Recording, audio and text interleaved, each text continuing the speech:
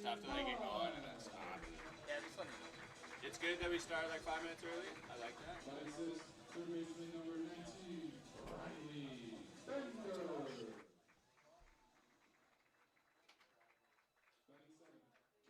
Number 21, Jaden Kaluna. What's your last name? Better mouthful. Number 20, Raphael Jackson. What? And batting man, shortstop. I just sounded it off. Yeah. Spell it phonetically. Yeah. It's kind of N at the end. Somebody else off? Like there's an N? Yeah, there's an N at the end. Shmiri Olsen. Oh, it's near me. Yeah, it's probably easier to phonetically do it. Yeah, you should hear it. It's a lot. Yeah. Shmiri Olsen. Easier names, everybody. Everybody easier. Umpire for today's game, behind home plate, Zach Chartrand. At first base, Elmer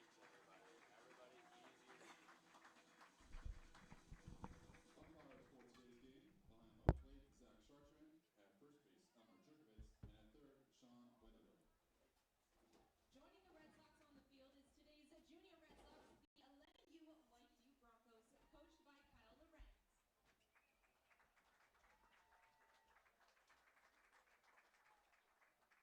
We'd like to acknowledge that tonight's game is being played on Treaty 4 territory, which is home to the Cree, Saulteaux, Dakota, Lakota, Nakota, and the Métis Nation.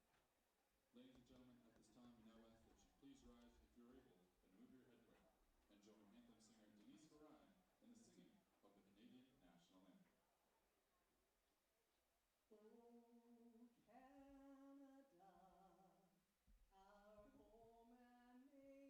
and join anthem singer Denise Farine in the singing of the Canadian National Anthem. Oh, Canada, our home and native land, true patriot love in all of us command. With glowing hearts we see thee rise, the true north strong and free. From far and wide, oh Canada, we stand on guard for thee. God keep our land glorious and free. Oh Canada, we stand on guard for thee. Oh Canada, we stand on guard for thee.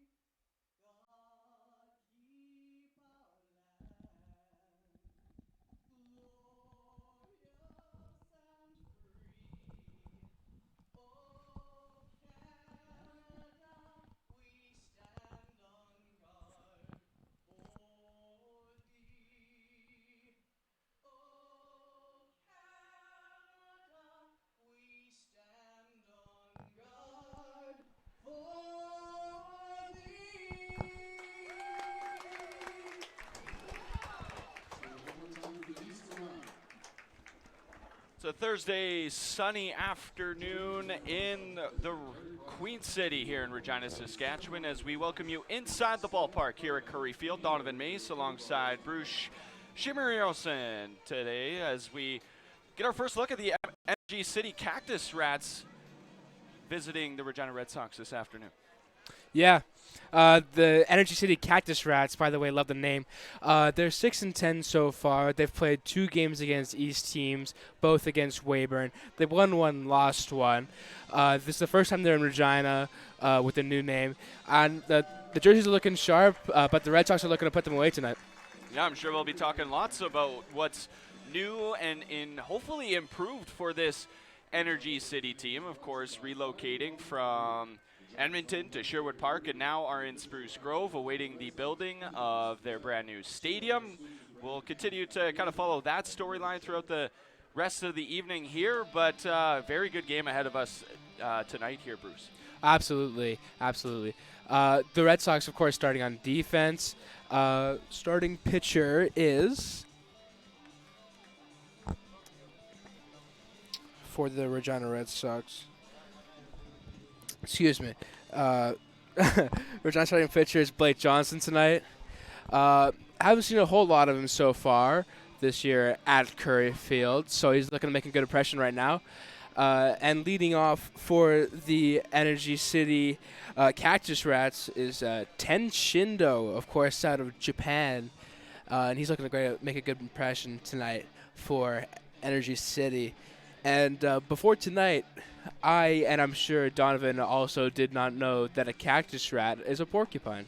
I knew that, absolutely. I 100% knew that. You knew that? I did know that because I was following the team through their name change over the off season, and yeah, I like what they've done with the logo and the mascot, making a little bit of a play on words there. Of course, the nickname for porcupine is a cactus rat, and it's maybe not as popular of of a nickname, but one nonetheless. So, as you mentioned, Ten Shindo will lead things off for Energy City tonight, going up against Blake Johnson. Johnson making his 4th start of the season out of Rogers State. And here we go. We're going to play some ball here on a Thursday night, the first of 2 games here at Curry Field between Regina and Energy City. Of course, tonight and tomorrow as Johnson leads things off with the first pitch strike. Johnson last appeared back on June 7th against Weyburn, a no decision, unfortunately for him. Big swing here out of Shindo, strike number 2. He went 6 full innings, gave up only 1 run. It was earned, 4 hits, a walk, and struck out 8. Real unfortunate outing where he just wasn't able to grab the victory there. He pitched really well. As he gets Shindo grounding out to the shortstop Matthew Fox for the first out of the evening. Now there's a great start on the mound. Just really getting things started with 2 quick strikes and then a great place ball to make him chop it right to the shortstop for an easy out. So, as mentioned, Ten Shindo led things off. The rest of the Cactus Rats lineup this afternoon, Reese Rudderman bats second. He's up at the plate right now. Followed by Timo Arancina bats third. Zach Piles in the cleanup spot over at first base this evening. Parker Husso out in right field bats 5th. Robert De La Garza bats 6th. Hunter Ferguson bats 7th. And Kenyon Sanders bats 8th, followed by Cooper Davis rounding things out for this Energy City lineup.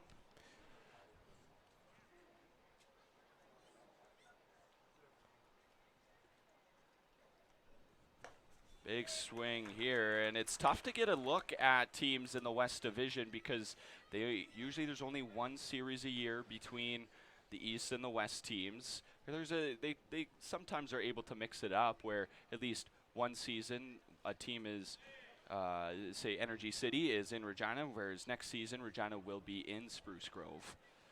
So it's tough to get a look at some of these teams and see really how good they are.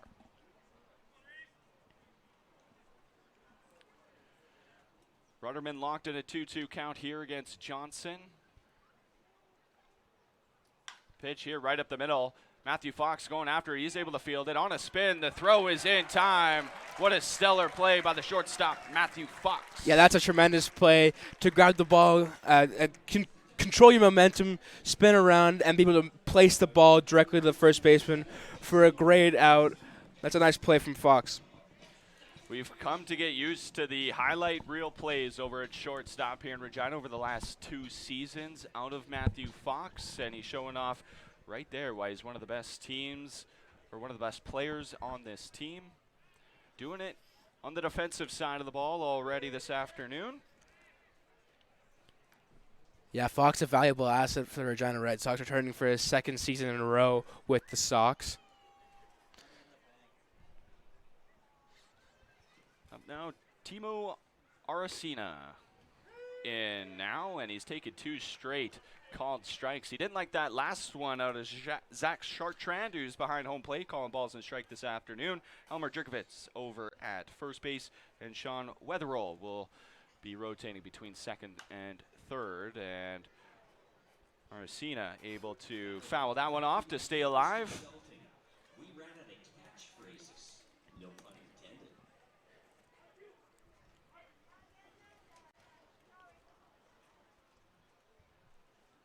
Pitch here out of Johnson. Contact made again. This one over to the second baseman. This time it's Justin Simard fielding it. Throws it over Simard. It's a 1-2-3, 3 ground outs out of the Cactus Rats inning. Score remains 0-0. We're headed to the bottom half here on Flow Sports.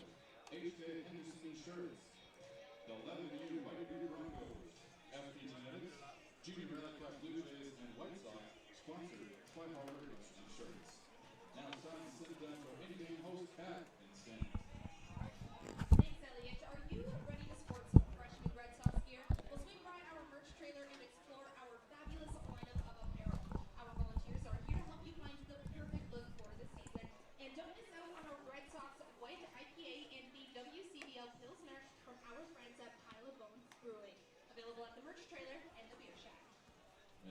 extra program for the merchandise trailer and play baseball bingo presented by Unifor Local 594.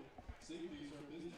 Fine workers put in a caring career since 1942 and a proud sponsor of the Red Sox. A blackout bingo in that community program win a prize courtesy of Unifor Local 594. If you get a blackout bingo, please come to the scores table to validate your ticket and claim your prize.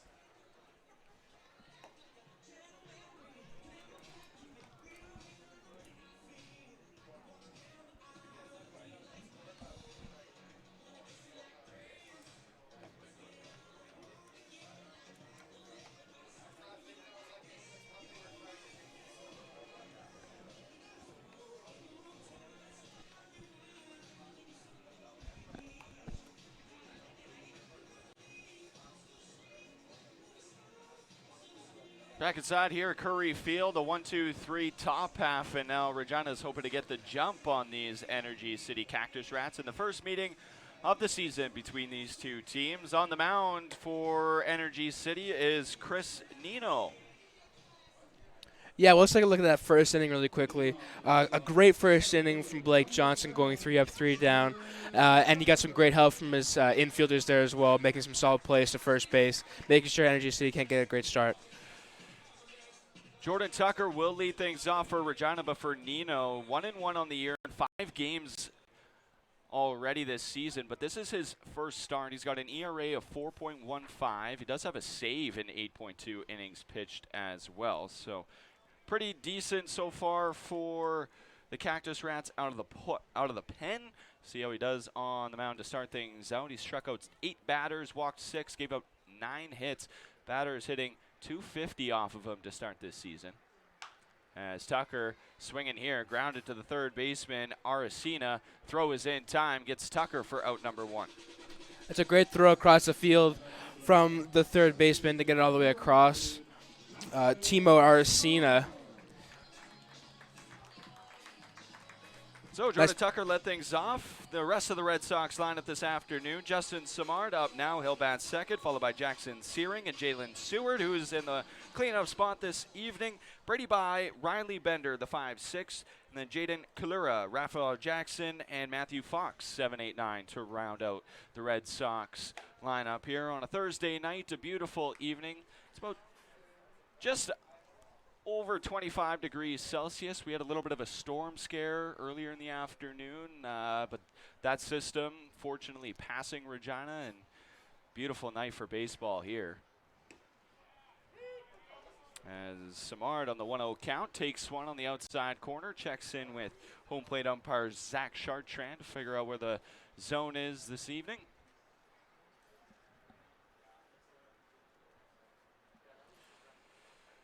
Pitch here, Samard fouls it off. Samard last night going 1 for 5 in a big loss against the Musha Miller Express. The Miller Express walking things off in extra innings. An 8-7 win in the first game of the Trans-Canada Clash.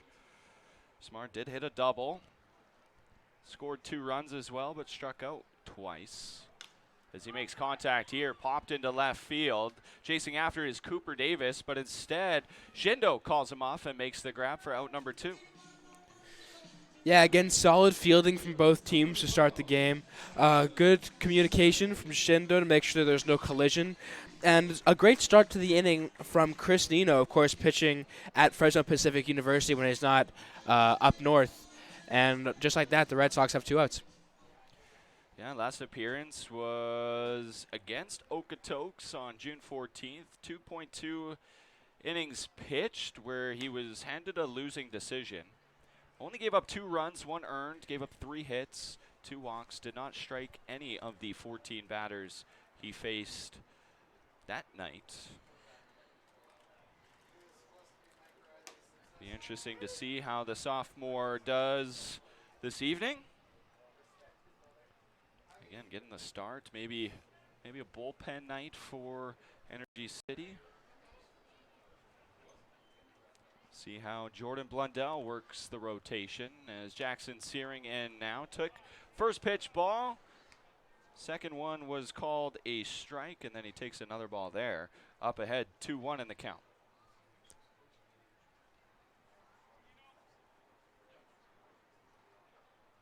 Pitch here from Nino.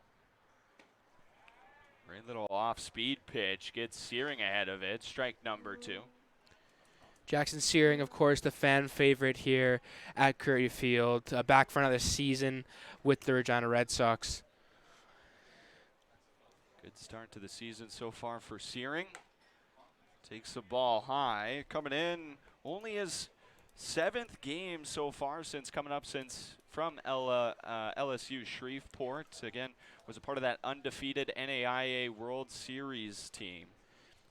Batting .435 early.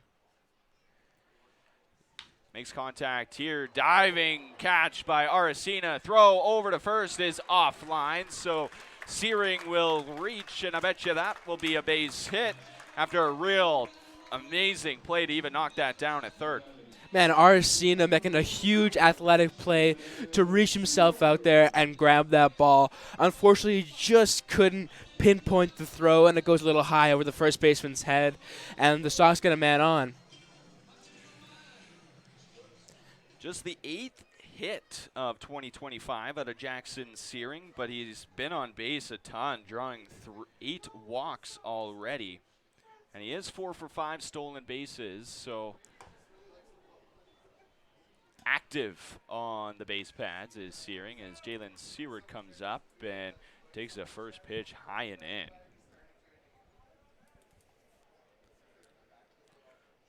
Seward last night 3 for 5, a run, a double, 2 driven in. Probably the player of the game for the Red Sox as we have a look over at first, but Searing in standing.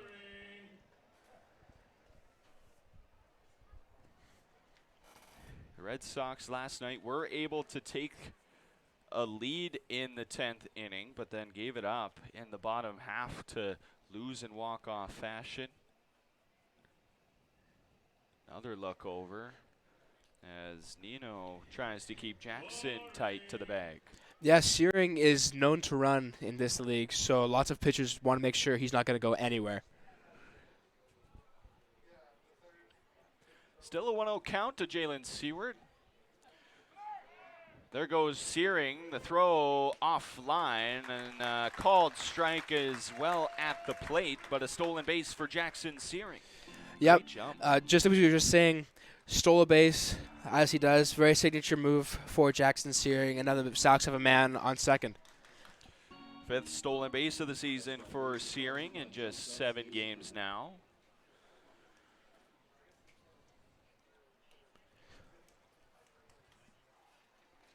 So it's a 1-1 pitch here from Nino. Seward takes it, called strike number 2. It's also the 31st of the season for this Regina Red Sox team, who are 5th in the WCBL in that category. And in fact, 6th place is Energy City with 28 stolen bases. So both these teams about average when it comes to activity on the base pads. As there goes Searing, hit and run is on.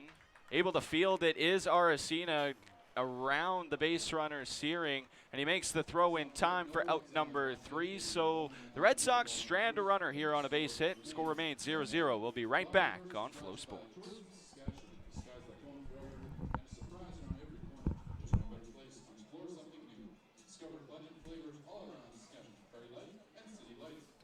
Find your connection here. Visit tourismsaskatchewan.com. And just a reminder, tonight's beer batter is number 13, Kenyon Sanders. He's batting 8th. Again, that's number 13. BBL Street Base, beer will be 2 for $12 for the next 10 minutes, courtesy of Wilson Coors. And a reminder from our friends at SGI. Go out, have a good time, just make sure those good times can happen again by always finding a safe ride home.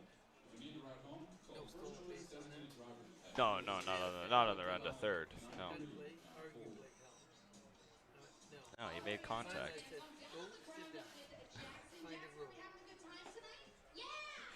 Love that.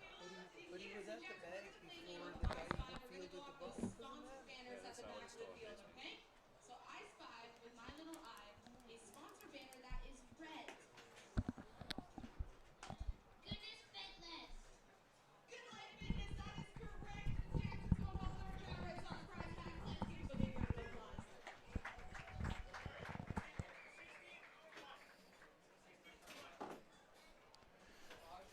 That's 46.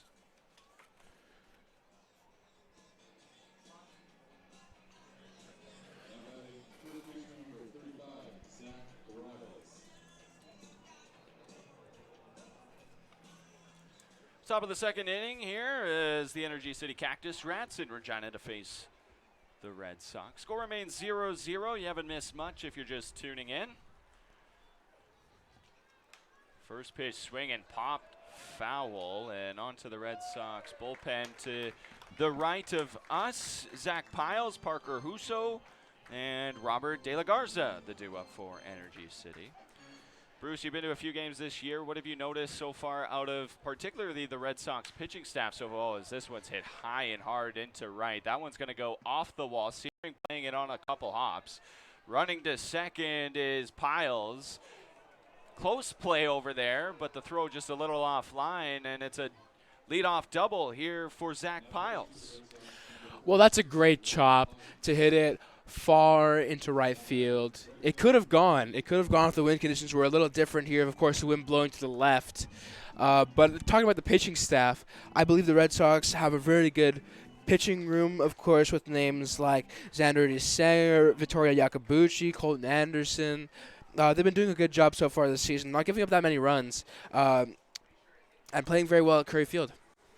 You mentioned that. They are second in the league right now in runs against, giving up just 81 in 15 games so far, as the bunt just barely stays fair on a very interesting play to advance the runner, as that one just did not want to go foul. Well, a good old bunt single. It just kept rolling and rolling and rolling along that line. Many people here in the ballpark, including the third baseman, thought it was not going to be a fair ball. It was. The runner gets safe, and we're up to another batter. Brings Robert De La Garza up with the Cactus Rats pressuring here. Runner off a third, runners on the corners. Big swing here to start out the at-bat as Blake Johnson looks to get out of the jam. Just to finish up that thought, Regina right now probably the second best pitching staff in the league behind Saskatoon. It's really the bats that need to wake up a little bit for Regina if we really wanted to criticize a little bit. I agree. I agree with that statement. The pitching and defense doing their job, though. Teams hitting just .265 off of Regina pitchers, and the ERA is at about 4 as this one gets away from Hodgins, who has just come into the ball game, and on the pass ball, Piles will come across the score. Yep, big pass ball there. With the runner on third, you just can't do that. And Piles walks across home plate for the first score of the game. So just like that, Energy City now has a 1-0 lead. And we mentioned Rhett Hodgins, who's now behind the plate for Jaden Kalura. This one's hit hard on the ground, but foul. A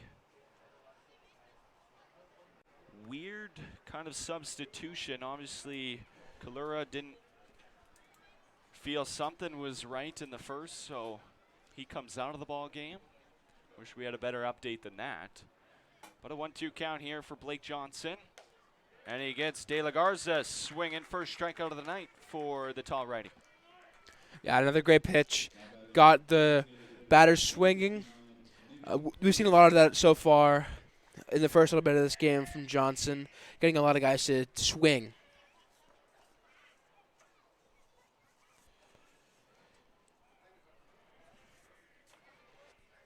So Johnson gets the sign now as Hunter Ferguson comes to the plate. Ferguson is the second baseman this afternoon for Energy City. As for the defensive alignment for Regina, it's Blake Johnson and now Rhett Hodgins behind the plate. Jalen Seward, Justin Samard, and Riley Bender first, second, third, with Matthew Fox over there at short as we have a look over at second, but Johnson throws it into center. No damage done as Husu was diving back and unable to get up in time. And then Raphael Jackson, Jordan Tucker, and Jackson Searing, the outfield left to right. That was a See. close play at second. If that throw's a little bit better, I'm sure that they would have got him out at second.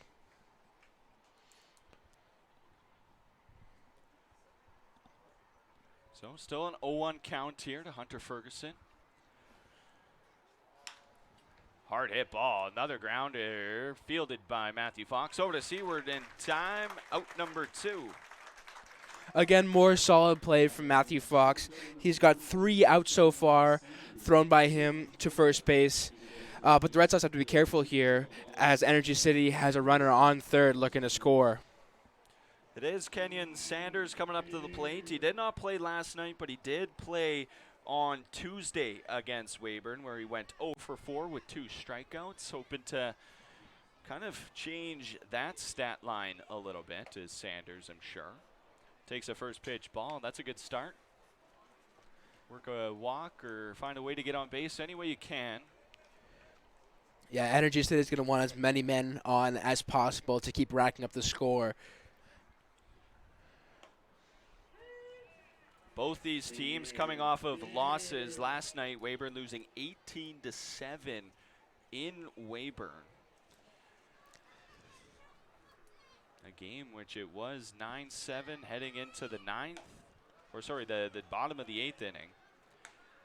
And Weyburn able to rattle off 9 runs in the bottom half of what would be their last attempt, and then shut down the Cactus Rats, and that ended the night. Well, that was a great performance from Weyburn, but it's also a defensive collapse for Energy City, and they're going to have to play better than that tonight if they want to stave off the Red Sox. This is a young Cactus Rats team. As this one just makes contact is Saunders and fouled off right in front of the plate, barely even moved. Saunders playing at Modesto Community College when he's not up north, out of Antioch, California. In a full count here, 2 outs. Pitch from Johnson, and he gets Saunders looking for out number 3. Cactus Rats do leave one on after scoring the first run of the ball game. It's 1-0 as we head to the bottom half of the second here on Flow Sports.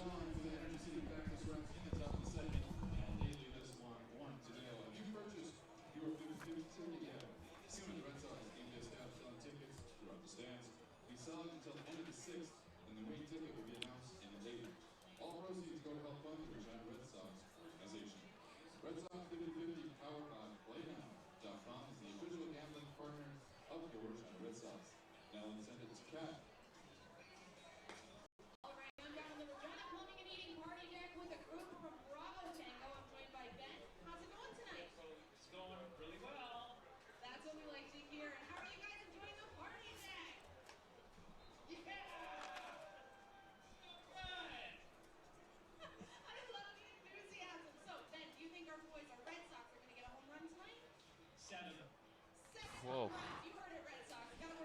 This is not a hitter's park, bro.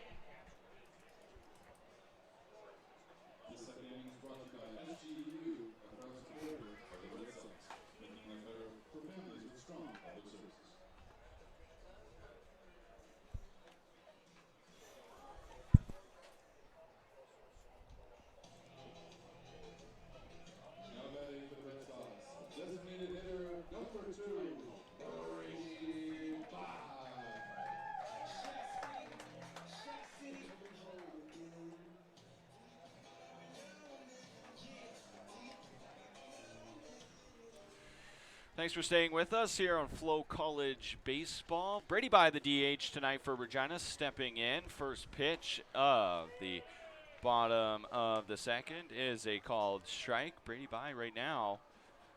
The bat's kind of woken up on him. That it has. He's batting very well the last few games. And then maybe, because, here's a hit and an immediate out. Yeah, really unfortunate there as he lines this one right at the second baseman. De La Garza over there barely had to move for out number 1. That brings Riley Bender up to the plate.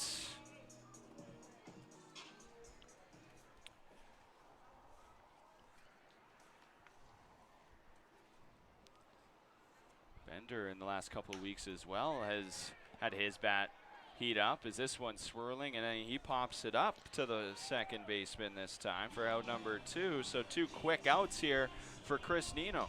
Yeah, 2 very quick outs here, and it's all thanks to his outfield. They're playing great so far, catching the balls in the air, not even giving the runners a chance. And now the Sox are already down 2 outs, and they're on to their 3rd man up. So after Jaden Kalura started the game for Regina behind the plate, Rhett Hodgins took things over last inning, so Kalura does not get an at-bat, and Hodgins comes in. And he takes a first pitch strike on the outer half as Nino only needing 3 pitches to get through the first 2 batters. Rhett Hodgins from Regina, Saskatchewan, a local kid. Check swing, but called a strike, says Zach Chartrand, as Rhett falls behind 0-2.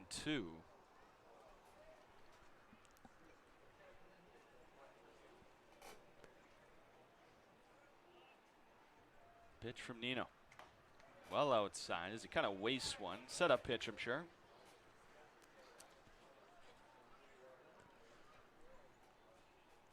A freshman at Taft Community College is Hodgins. Pitch here. Swinging. Popped into shallow left. I think this one is going to drop in front of Cooper Davis out there, and it's a bloop single for the catcher. Yeah, there's a nice hit to get some life into this inning for the Red Sox. They're needing that right now, down 2 outs already. But a great single to put it in between the third baseman and the left fielder, and the Sox have a man on. And now Raphael Jackson will get a chance here. Matthew Fox on deck, hoping to get the same opportunity. Jackson went 1 for 5 last night in that loss to Moose Jaw.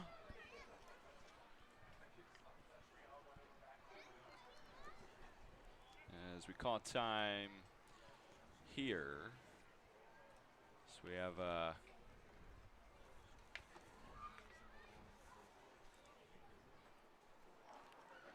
quick question here out of the Energy City Cactus Rats coaching staff.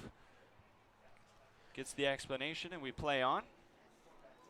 Raphael Jackson, one of the newcomers to the Regina Red Sox this year, building around that core that they built last season. Batting .302 coming in 15 games played. 3 extra base hits, 11 runs driven in. He's walked quite a few times, 9 walks, has struck out 10 times, has also stolen 6 bases. So despite that .302 average, the on-base percentage is up over .380. The slug right about that same mark as well. So Jackson has the wheels. We've seen him show it off a couple times.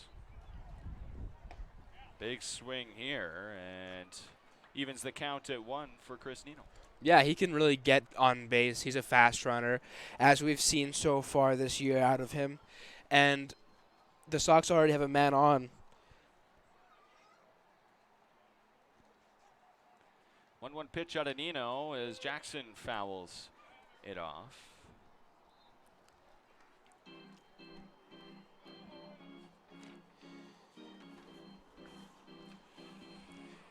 Jackson, 6 feet, 200 pounds, out of the Virgin Islands.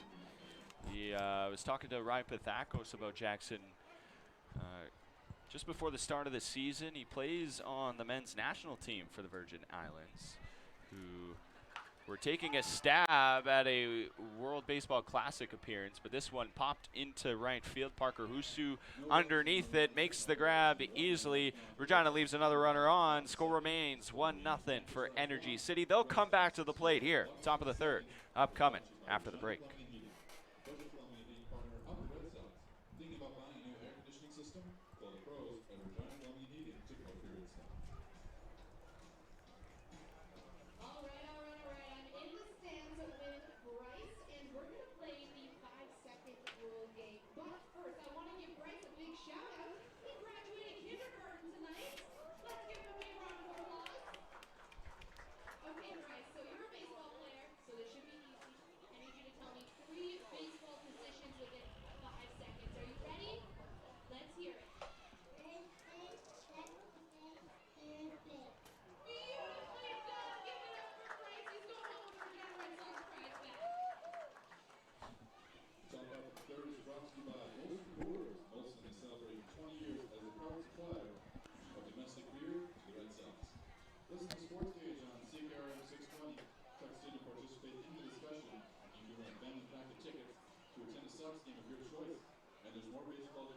FloCollege. Whether it's a walk-off home run or a game-saving strikeout, today's baseball games and thousands more are streaming live on FloCollege. Don't miss a moment. Head to FloCollege.com and start streaming now. That's FLOcollege.com. And to catch all the WCBL highlights, be sure to check out the WCBL YouTube channel. That's WCBL on YouTube.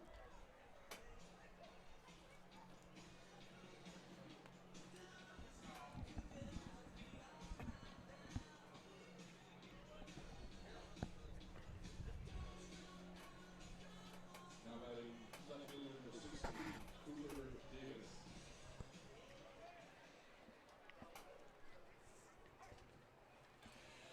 Top of the third inning, Regina Red Sox hosting the Energy City Cactus Rats, who come back to the plate now with a 1-0 lead. It's Cooper Davis leading things off, and then the lineup will turn over to Ten Shindo and Reese Rudderman as Cooper takes a first pitch ball, and the second one called a strike out of Zach Chartrand. Now, bounce back ability has been something that has really done the Red Sox well this year. Yeah, bounce back ability. The Red Sox do not tend to get in their own heads. They can find ways to get out of sticky situations that other teams in this league may not be able to find their way out of. And that's all thanks to the core that they kept around from last season. They really know how to bond together and keep each other going in tough situations.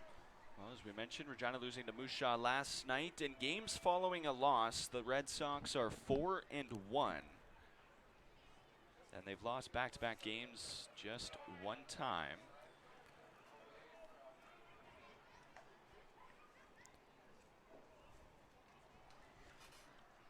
And Blake Johnson, who's become a really steady arm for Ryan Pathakos, hoping to help that out a little bit, and he gets Cooper Davis swinging here for out number 1. Yeah, Johnson's pitching great so far this game. Only got 1 run on the board so far. Both pitchers on both sides are playing well, and there's some great defense in the infield and the outfield. We may be in for a low-scoring defensive battle tonight. Low-scoring defensive battles favor the Red Sox. They are undefeated when they give up less than 4 runs in a ball game.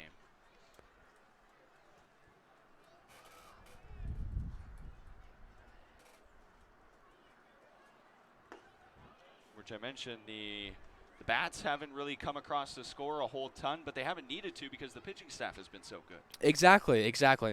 And we're seeing that right now out of Blake Johnson, just really holding it down out there and playing well for his compatriots in the outfield and the infield, not making them make any huge plays so far, just holding it down at the plate and striking guys out left and right. So Ten Shindo goes at that last one. He's now down to the count 1-2. 1-0 pitch here, and Johnson gets him on the slider. Third straight strikeout for Blake Johnson. Yeah, there's another one.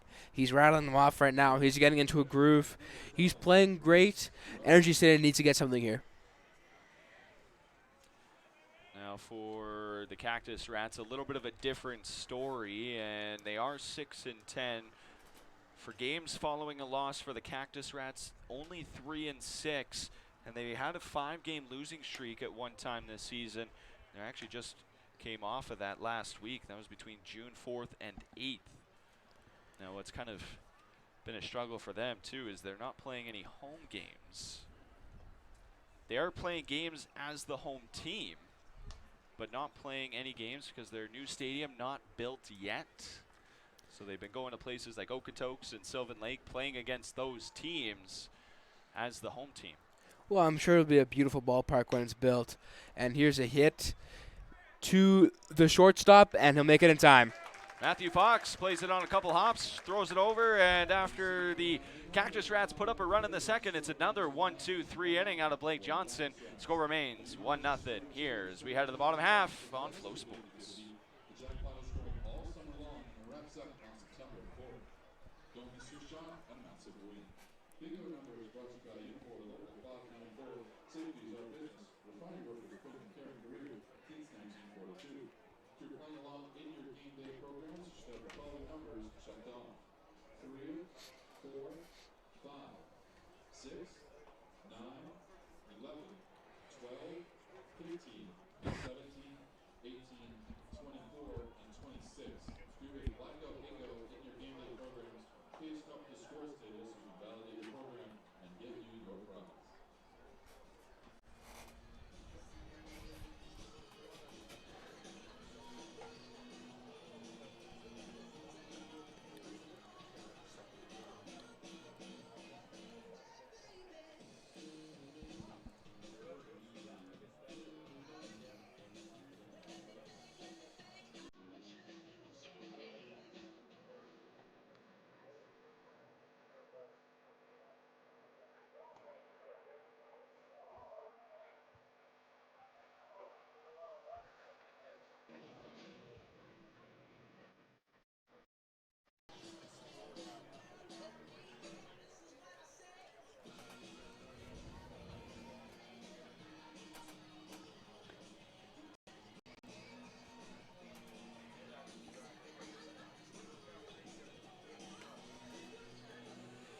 Matthew Fox getting ready to lead things off here for the Regina Red Sox. Bottom of the third inning. Their Sox down right now, 1-0. Jordan Tucker, Justin Simard will round out the do-up here, but in terms of the offense, what do they got to do to kind of almost kickstart things here? Well, they have to rely on their best guys, right? Matthew Fox, Jackson Searing. They need the bats that are consistently hot to warm up everyone else's bats and really get things going for this Red Sox dugout. As mentioned, how great the pitching staff has been for Regina. Has been the anchor, but they like to see a little bit of motor on the bases and maybe put up a few more runs. The name of the game is you still have to score more than the other team.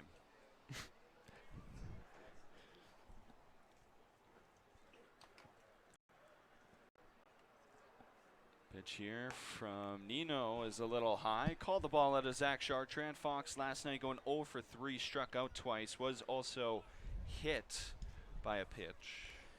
Nino, of course, still staying in. He's pitched great so far. 0 for the Red Sox on the scoreboard. Fox took a little bit of a flinch at it. They say he does not go around, so it's ball 3 now.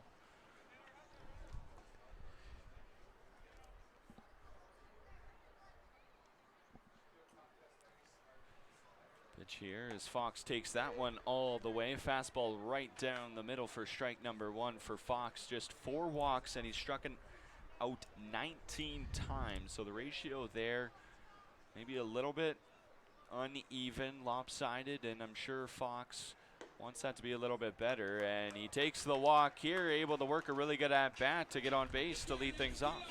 Yeah, good eye from Fox, not swinging a lot of those. And Nino only with 1 strike on that batter. It may be due to Fox's large frame, but now here comes Justin Tucker. Tucker already 0 for 1 tonight as he grounded out to lead the Red Sox half of the game. The wind blowing slightly from right field over to left field, almost a little bit in as well as Fox goes on the first pitch, hits a strike. They don't even throw down. An easy stolen base for Matthew Fox. It didn't even look like the catcher or Nino noticed Fox stealing. And now with the wind blowing to the left, this may give an advantage to Jordan Tucker if he can hit a bomb. Fox, despite the tall frame, does have some speed, so anything in the gap for sure probably scores him here. And Tucker takes that one high, called the ball, so the count even at 1-1 now.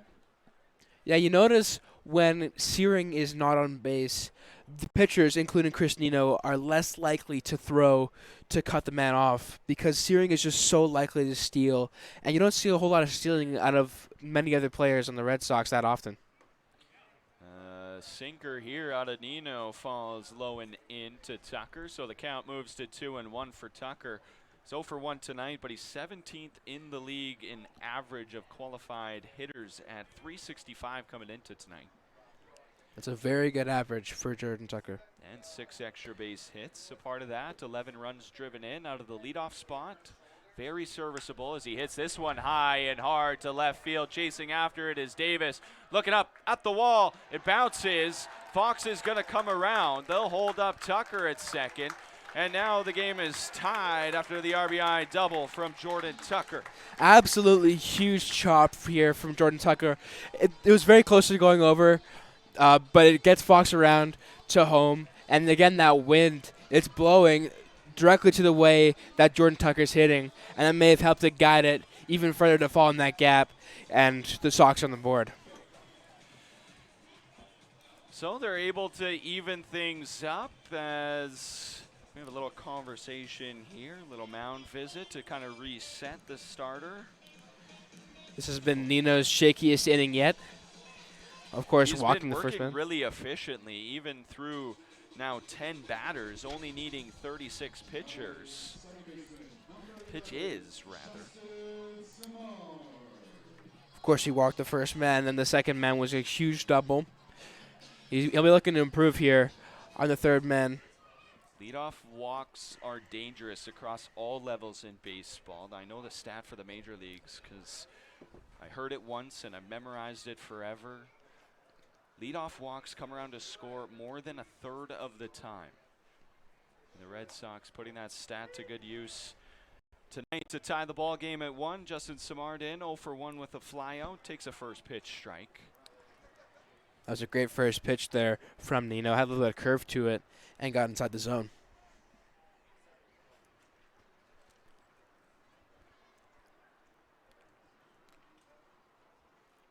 Dancing back there is Tucker. They'll throw back at him. So he gets back. And now after the steal from Fox, the Cactus Rats are more aware of stealing runners on base for the Sox. Smart stepping back in after taking a breath after the pickoff attempt. Nino gets the sign. Look back at the runner on second, and Simard able to get a piece of it to foul it to the screen. 0-2 the count now. This is where Nino wants to be right now with an 0-2 count. He wants to get something going here, get himself an out, get himself some confidence going as he's staring down in the batter's box right now, one of the best hitters in the league. We mentioned the Cactus Rats pitching is a little bit below average compared to Regina's above average pitching. 123 runs against coming into tonight, 8th in the league, so near the bottom of the WCBL in terms of runs against. Teams are, but despite that, teams aren't really getting hits. It's the walks that are really hurting Energy City. We saw one happen there just there where they've given up now 124 walks to batters. That is the worst in the WCBL. Simard hits this one hard towards third. Bobbles it is Aracena, and unable to get any of the batters is heads up base running out of Jordan Tucker, and he's over at third after the error. Yeah, there's an error for Aracena, not Nino's fault at all. Aracena just could not get a grip on it. He may have been distracted by the runner coming from second, and he just could not make the play to first, and now here comes Jackson Searing. Yes, so Searing now with runners on the corners. There are no outs, so a very favorable position for Regina to maybe get a lead here as a little pickoff attempt over there at Simard, but he was only a step or two off and was able to get back. Now two men on here for one of the most dangerous men in the league when he's in the batter box.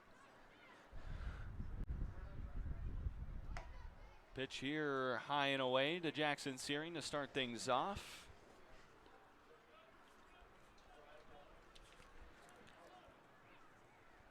Searing, of course, an all-star last year in the WCBL. 1-0 pitch. Up coming out of Nino. Flinch over there by Justin Simard, and the pitch was a little high. So the count 2-0 for Searing. He went 0 for 2 last night. I went back and looked at the stats. Go for regular season only because he went 0 for in one playoff game, but regular season in the WCBL, he had a 14-game hit streak going, broken last night, but he starts a new one here. Is that one grounded just right of the third base bag? He'll round first and head to second. Already across is Tucker. They'll hold Samard, and now the Red Sox have the lead after an RBI double out of Jackson Searing. That's a great hit from Searing. Not a huge hit, not a very powerful hit, but a very well-placed hit to sneak along the third baseline and get his runner home. Now the Sox have men on second and third with 0 outs. Just continuing to see the bat of Jackson Searing make a huge impact for Regina. He's worked a ton of walks already this year because pitchers are really scared to go at him, and that's the reason why. I'm not surprised.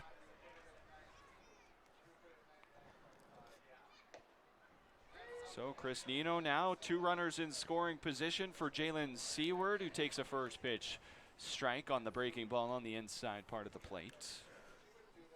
Jalen Seward, a rookie this year in the WCBL, out of Salt Lake Community College from Albuquerque, New Mexico.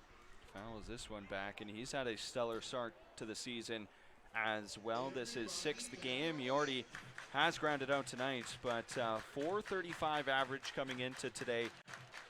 2 doubles, 6 driven in. An on-base percentage of over .480, and the slug is at over .522.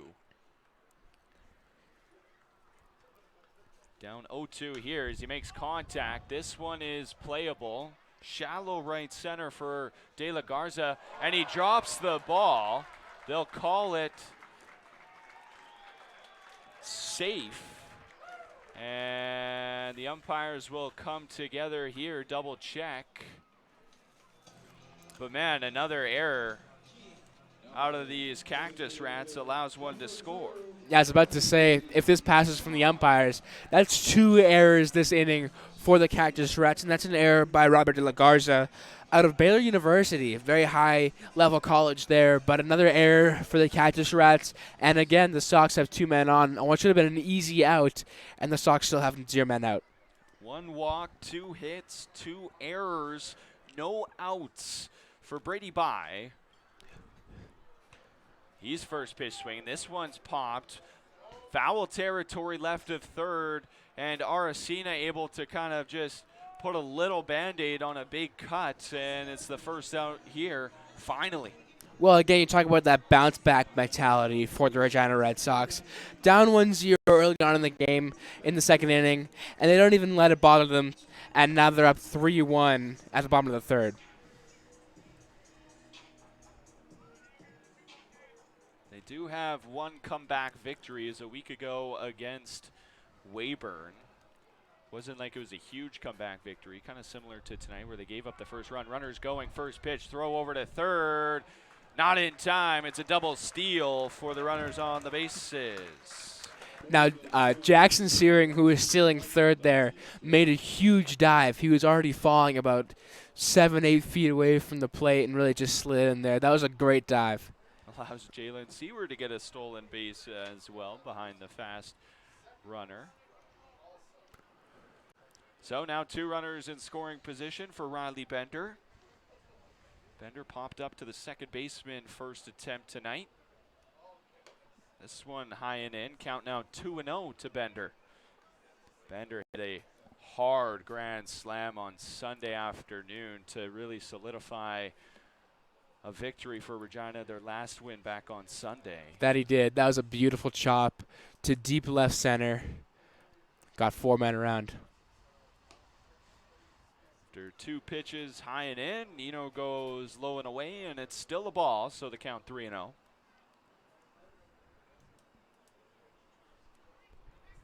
They call that a strike? Scoreboard here, Curly Field calling it. Nope, there, they fixed it. Yeah, fixed now. That one he gets called for a strike, does Nino, out of Zach Chartrand. Much better pitch as well. Yes, absolutely. And lots of runners or lots of hitters so far tonight have been looking to walk on pitches that have been strikes. So some good pitching here on the edges of the strike zone from both teams, and that'll be an outside ball and a third man on base. So the bases are loaded after Nino's 3rd walk of the inning. And for Nino, he's really had to work. He needed just 27 pitches to get through the first 2 innings. Already at 25, and he's only recorded 1 out here as we get another mound visit. Nobody working Nino. over there in the Cactus Rats pen, though. Yeah, no one warming up so far for Nino, so he'll stay in. But this has definitely been his worst inning so far, giving up 3 runs. They only have 1 out so far, and it was a bit of a fluke going high left into foul territory.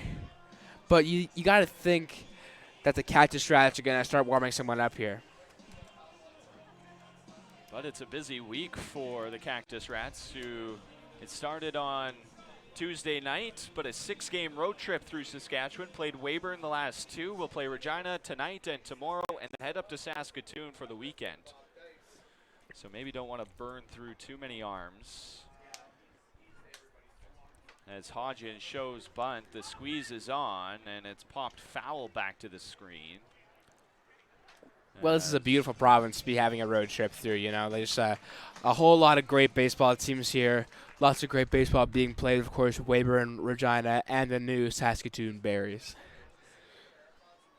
Although, looking at the weekend forecast, none of those games look like they're going to go ahead. I'll be that honest right now. Tomorrow night, rain in the forecast. Saturday, Sunday in Saskatoon, rain in the forecast. As a strike to Red Hodgins, and he's down 0-2. And I'll be in Saskatoon, not going to any of the games, though. Unfortunate. You never like to see games Well, it's going to rained be out. raining anyway. There's not going to be. Yeah. Maybe Sunday. I don't think it's supposed to rain as hard on Sunday. Maybe they get the games in the rain. As Hodgins hits this one high and hard out to left field. Under it, though, was Davis out there. He'll make the grab. Deep enough for Searing to advance, but now they have Seward caught in a rundown, and they do get him for out number 3. An odd double play. The Red Sox do bring the 4th run across, as Seward just took too big of a rounding second, too big of a jump. Yeah, that was a very interesting double play. Not a very conventional one that you see all the time. But Seward just got caught in between second and third. There's not much you can do there. So score 4-1 Red Sox as now we head to the middle third of tonight's ballgame. We'll be back on Flow Sports.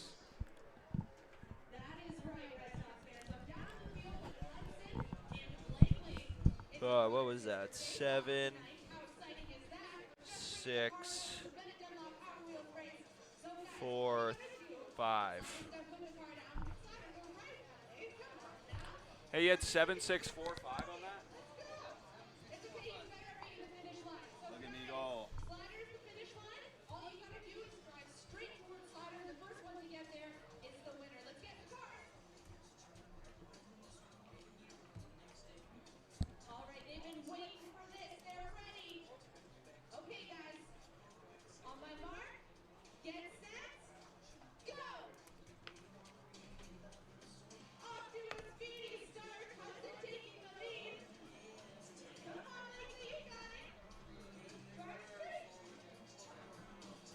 Draws 2 errors.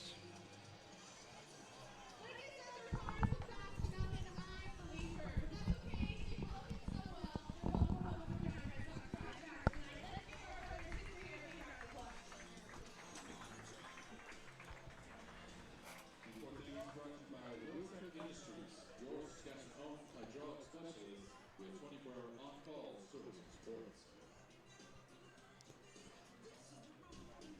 Now batting, third baseman number 10, Timo Arcina.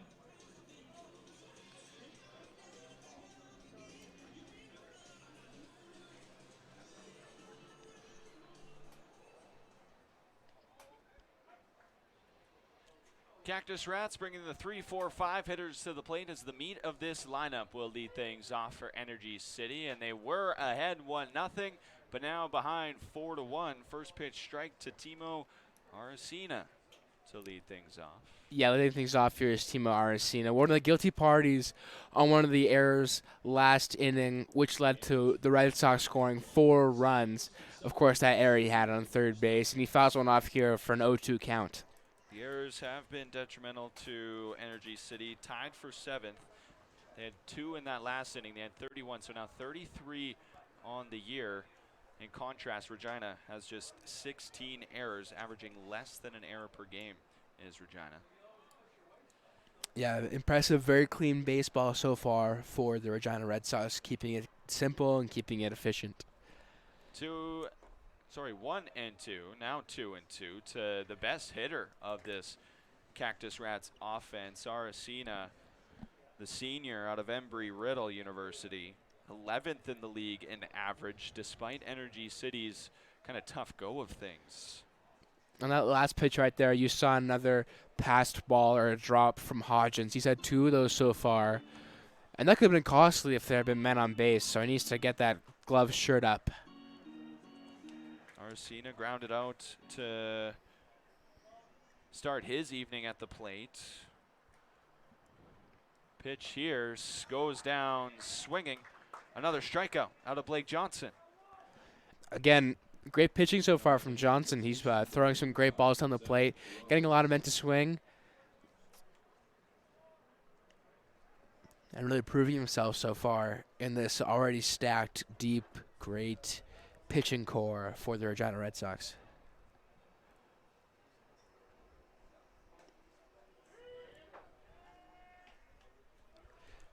Zach Piles has a strike on his first pitch. This one grounded just foul for Blake Johnson, 2nd in the WCBL in ERA, tied for 7th in strikeouts. And Yeah, very solid player for the Regina Red Sox. And he has another 4 tonight, adding to his total. Would have him tied for 3rd if nobody else among his peers is pitching tonight, as the big swing by Piles. Running to his right is Jordan Tucker, and he's able to make the grab for out number 2. Great speed from Tucker to get to the ball. He has to be fast to be able to make it there. If he didn't get there in time, he would have fallen in the gap, and Pyle would have had at least 2 bases there, if not 3. But a great move to get himself out there really quickly and pinpoint that ball and bring it down for an easy out. It's 2 outs now for Energy City.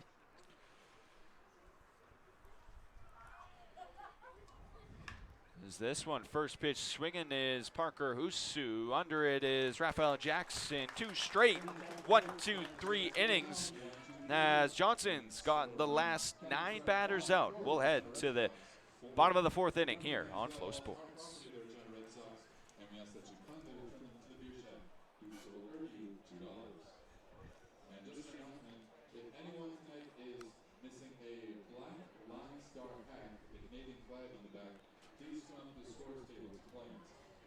Also, anyone is missing a pair of wireless earbuds, please come to the scores table with them. Thank you.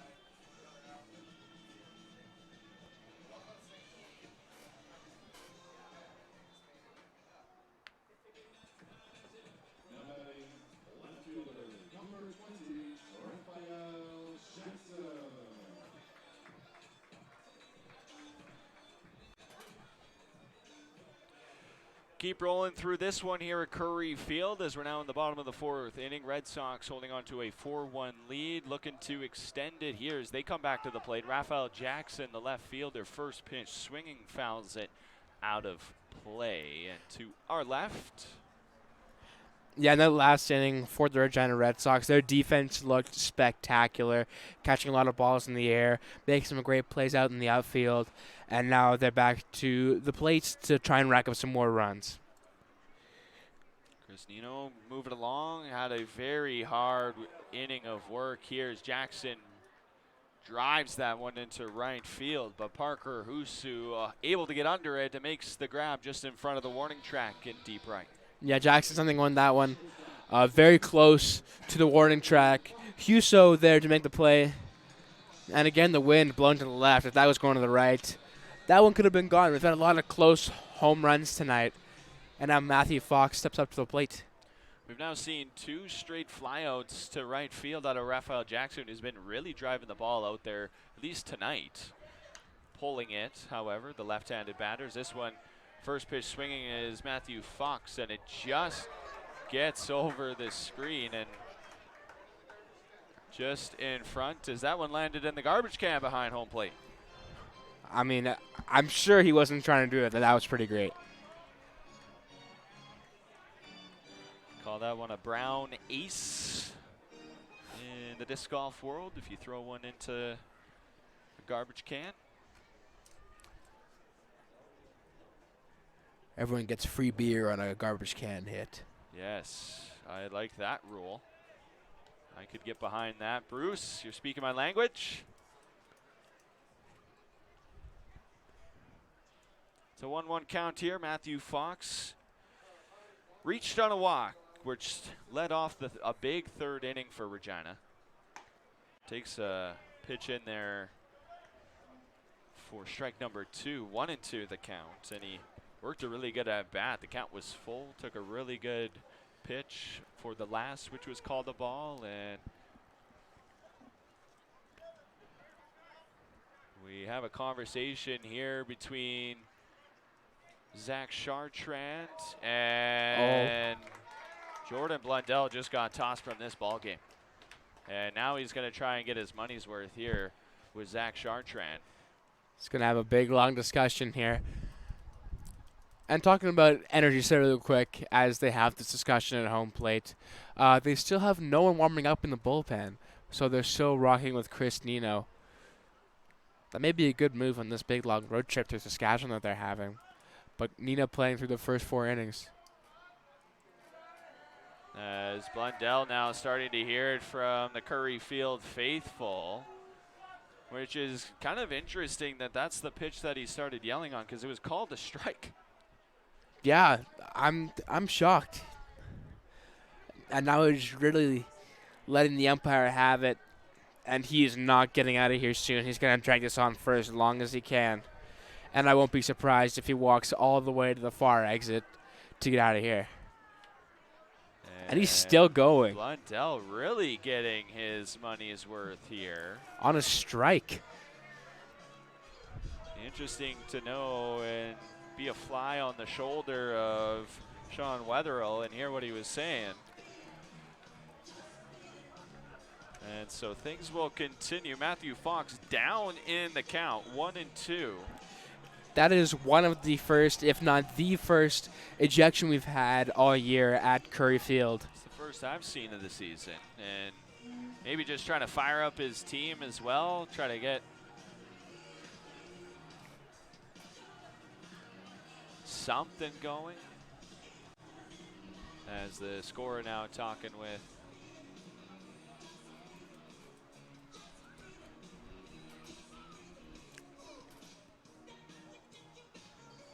we get some clarification, and after the short delay, we get things back going here. I was just saying, this game was moving along so nicely. We were through 3 and a bit, 3.5 innings in just an hour of baseball.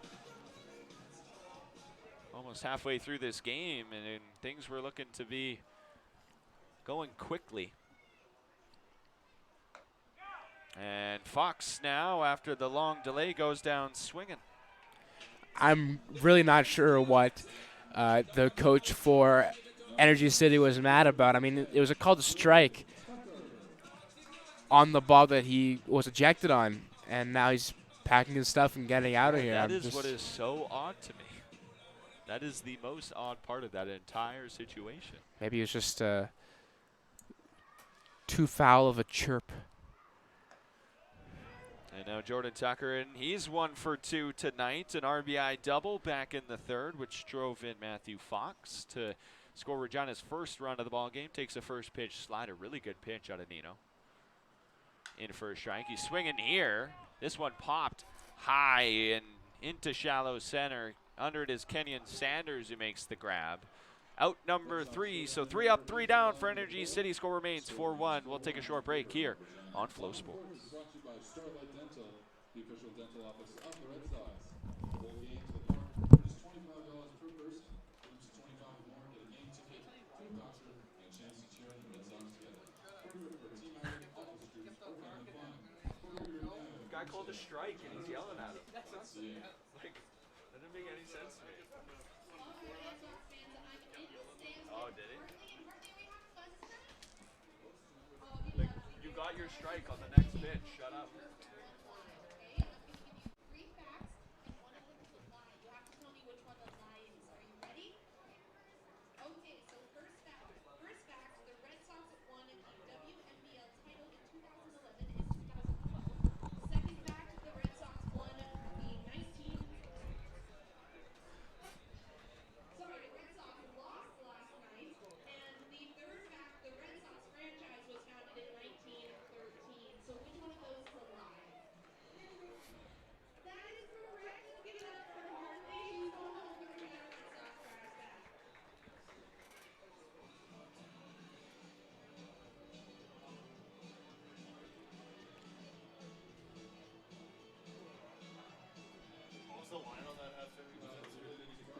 The what? Ask Donovan. Last at bat.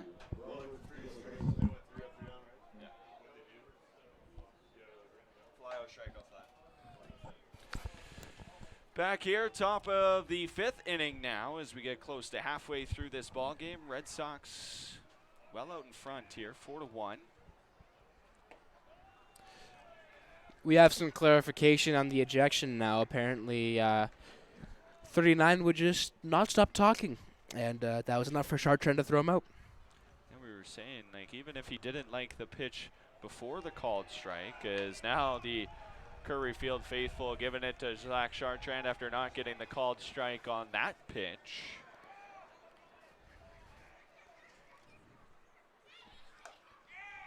And Zach Johnson walks Robert De La Garza on 4 straight pitches to start the 5th. Some fans visibly frustrated here at Curry Audibly. Field.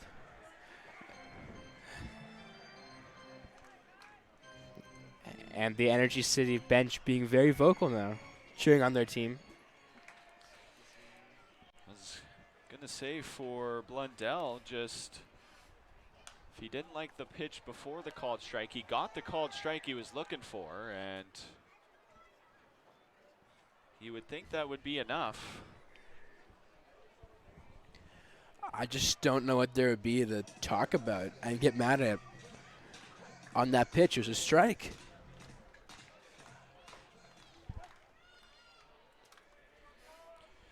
So after the De La Garza walk, Hunter Ferguson in now. First pitch fouled off.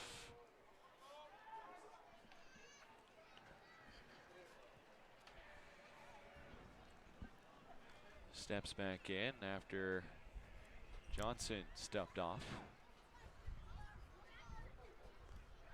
And the look over at first has De La Garza diving back in, but in time. That was a close one at first. Very quick turn, very fast ball to first from Johnson, who is, again, pitching a great game tonight. There goes the runner now. Check swing. No check over.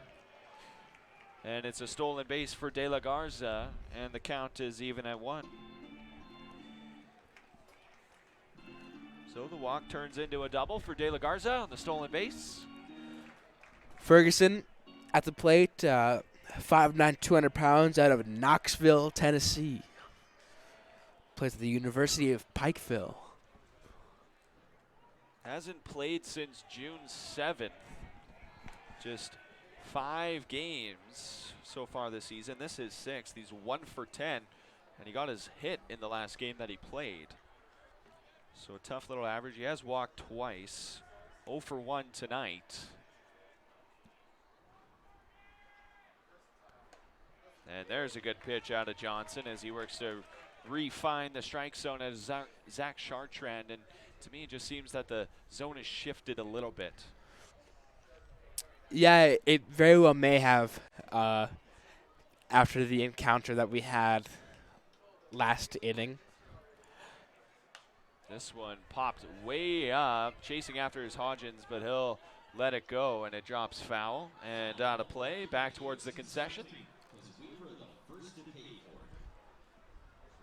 If Ferguson would have got a little bit more on that ball, that could have gone for a hit.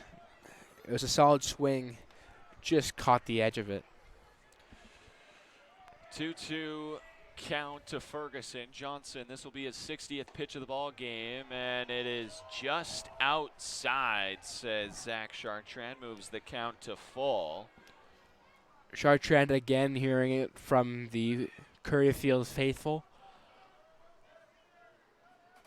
Sounds like most of the chirping coming from the party deck out there in deep left. And he gets Ferguson swinging strikeout number 6 on the night. Yeah, Johnson's arm is on fire tonight. Only 1 run on, 6 strikeouts. Player of the game worthy so far for Johnson. Just continuing his stellar start to the season, as it is still the start of the season. We've only been playing about a month of baseball.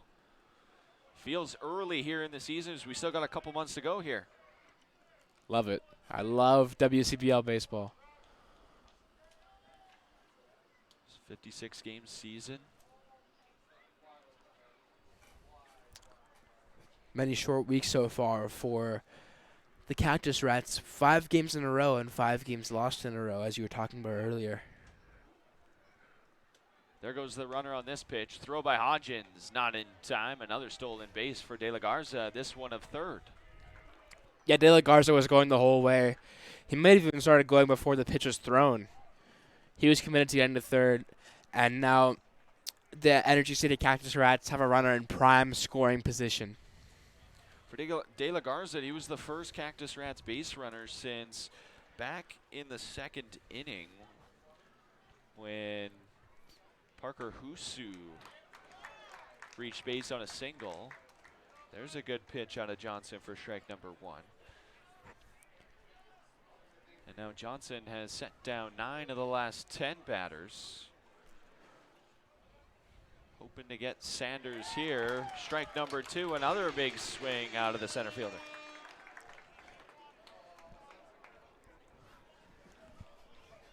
A little bit of confusion over there from the sound personnel. 2-2 count. Still 1 more to go at least. And he's able to stay alive. Fouls it back and behind, and it rolls to the screen. Johnson making him a swing on that one. That was another great pitch. Going right down the middle. And he's playing, again, I keep saying I'm a broken record, but he's playing great tonight.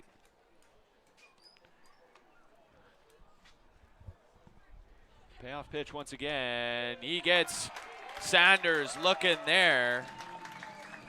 And Sanders looked unhappy with that call. Yeah, Sanders visibly frustrated after that one. 7th strikeout of the night for Blake Johnson. Surpasses, or nears his total rather, as he had 8 his last time out. Cooper Davis stepping in. This one hit high and hard. First pitch swinging. Searing under it as it's playable in about normal depth out right. So after the leadoff walk, they go 1-2-3, leave a runner on. It remains 4-1 Red Sox as we cross the halfway mark. The fourth upcoming.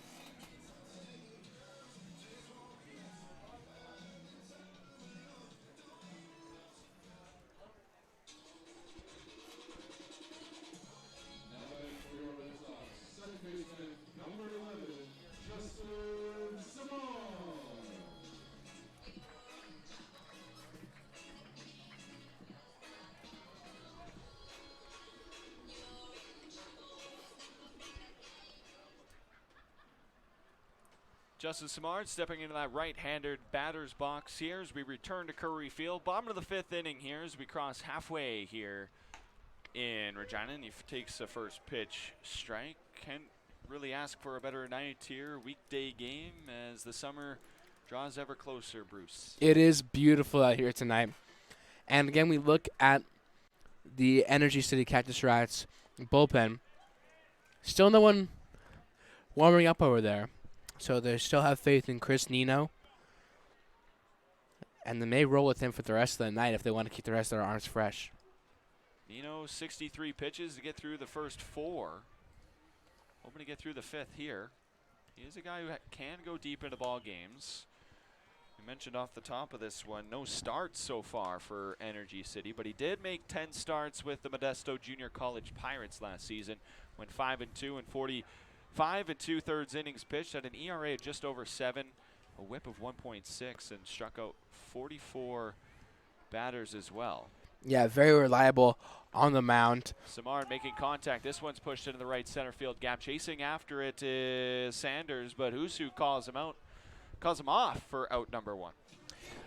Again, good communication from the Cactus Rats as there's no collision and an easy field for an easy out. And there's the first out of the inning for the Cactus Rats, and now here comes Jackson and Searing to the plate. Searing, they have been unable to get him out. He's 2 for 2 with a single and a double, including a run driven in as well as he takes a first pitch in the dirt. Ball one. He's also stolen 2 bases. Searing has one of the best eyes in the league. He will not swing at a lot of balls unless he's 100% confident in them. Like that one, and it's hit high and hard, and he watches this one fly over the left field fence. A home run, Jackson Searing. I mean, what a great hit. Searing sent it with the wind to left field right over the MSU sign. Absolutely huge solo home run. And the Sox now lead 5-1 after a huge shot from Jackson Searing. It's Searing's second home run of the 2025 WCBL season, and now he's up to 7 ribbies as well in just 7 games played. And last night's 0 for 2 game, while it broke up a hit streak, well in the distant memory of Jackson Searing, as now he's a triple shy of the cycle here tonight. Curry Field very energized after that moonshot from Jackson Searing. So now it's a 5-1 ball game for Regina as Jalen Seward comes to the plate, takes a first pitch ball. And Chris Nino has found himself in some trouble. Not every inning, but quite often already, as this one hit hard on the ground, bounces off the chest of De La Garza, but he's able to recover well and able to throw out the first baseman in Seward. Yeah, that's a great recovery from De La Garza. Not to panic, not to freak out. Lets it bounce. Took a weird bounce. Picked it up. Got the easy out to first. And now the Sox have 2 outs. Brady Bice steps in now. 311 average coming into tonight. Was 1 for 5 last night. 0 for 2 tonight. Mentioned it already. Really, it was last week for Bye where the bat really woke up. He hit 2 home runs last week alone, and looking to find that power here to start this week off. Yeah, his bat was very hot last week. He's still looking to find that this week, or today, I mean.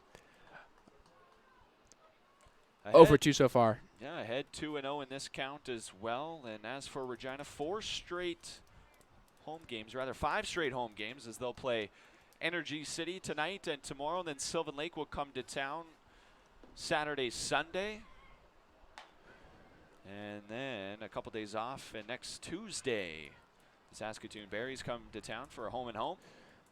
Yeah, lots of Alberta flavor coming to Curry Field over the next couple of home games. And hoping to start the summer off well. Of course, tomorrow, the first day of summer, and we haven't had too many nights here at the ballpark where we have not felt summer-like conditions nonetheless. Yeah, it's been consistently warm here at Curry Field. Very nice, very playable conditions. 3-1 pitch to Brady Bye is called a strike on the outside black, so that works the count full, does Nino. Full count with 2 outs here for Nino. He's looking to get out of this inning and get his offense back on the field. Payoff pitch here, as you mentioned, Bruce, and Bye is called out looking on strikes. Just the second strikeout of the night for Chris Nino, but it's the 3rd out of this inning. And the big swing out of Jackson Searing extends the lead. It's now 5-1 as we head to the top of the 6th here at Curry Field. We'll be right back on Flow Sports. Since 1974, the government of Saskatchewan, WCBL in Saskatchewan have been used to support. Used to provide support that $1.4 billion to support athletes from the grassroots level to the international stage, connecting youth artistic experiences, help residents experience beauty of parks, the color of province, and so much more. Learn more about our lottery beneficiaries as well as games, jackpots, winning numbers, and more at sasslotteries.ca. Now it's down to our Indian host Cat in the stands. Thank you, Elliot. I'm down on the ground with Jacob. Jacob, are we having a good time tonight? Yeah. We love it. Okay, so we're going to play a game called Name That Tune. Our DJ up there is going to play 5 seconds of a song, and you're going to have to tell me what song it is. Are you ready? Yeah. All right, let's hear it, DJ.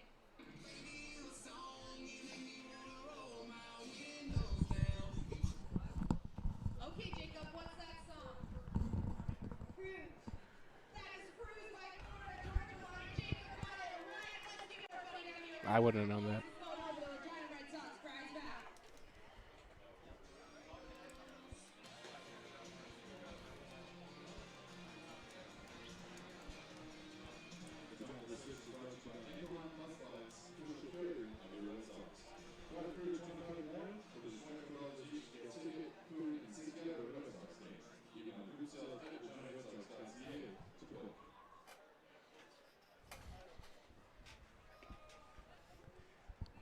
Sixth inning of work upcoming for Blake Johnson, who to this point of the ball game has been really solid. Just the one blip on the scorecard run against, and has only given up 2 hits to this point. Yeah, Blake Johnson pitching very solid, again, with 2 strikes to lead off here to start the top of the 6th inning. It is the top of the order for the Energy City Cactus Rats. Ten Shindo, Reese Rudderman, and Timo Aracena to do up here. Shindo takes a ball in the dirt, counts 1 and 2. Shindo, of course, playing out of Shizuoka, Japan. This one hit it and off the glove of Johnson, and that will allow Shindo to reach as a little bit of unlucky play for the righty Johnson, and nobody's able to back him up. Yeah, tough play there for Blake Johnson. Just took an unfortunate bounce for him. And Shindo's going to take that opportunity all day to get to first base. So it is a hit for Shindo. First of the night for him as his evening goes from 0-2 to 1-3, and that brings Reese Rudderman to the plate. He's grounded out to Matthew Fox, both of his previous at-bats, as we have a look over at first. Shindo diving back in time. Yeah, Matthew Fox has had Rudderman's number all night. Of course, we saw that amazing spin and throw out of Matthew Fox back in the first inning to throw out Rudderman, as we have a called strike and a flinch by Hodgins. Yeah, Fox really holding down the shortstop position for the Regina Red Sox. And there's another check to first base. Over, and Elmer Jerkovic had to call a tight play over there, but they say Shindo was back in time with by a fingernail. Pitch here by Johnson called a strike. He's ahead in the count, 0-2 now to Rudderman. More solid pitching from Blake Johnson. And now we finally see some warm-ups happening in the Energy City bullpen. Another look over at first as Johnson's got the pickoff move down, just hasn't been able to get anybody with it. It's a long ways away to try and figure out who is down there, but we'll try to figure it out for you. Pitch here, grounded to Fox. Play at second is not there, so for the third time tonight, Rudderman grounds out to the shortstop. First out here in the top of the sixth. Fox again has Rudderman's number on this play. Scooping it up, nothing at second. Easy throw to first. And another out for the Cactus Rats. Aracena back up to the plate. He leads this Cactus Rats team in average. 0-2 tonight, though. First pitch swinging fouled out of play to the left side.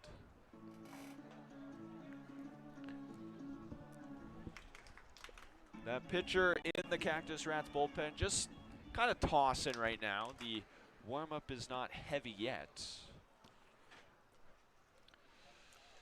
Well, they may not even need him tonight if they're saving themselves for other games on the road. So if he's not needed, it's better not to tire himself out too hard tonight.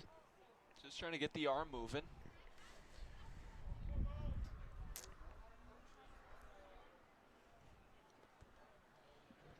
One count here for Blake Johnson to Aracena. Check swing, called a strike. Aracena was not happy about that one. A visible look of distaste on his face, turning around to face the umpire. Well, he went down on strikes back in the fourth.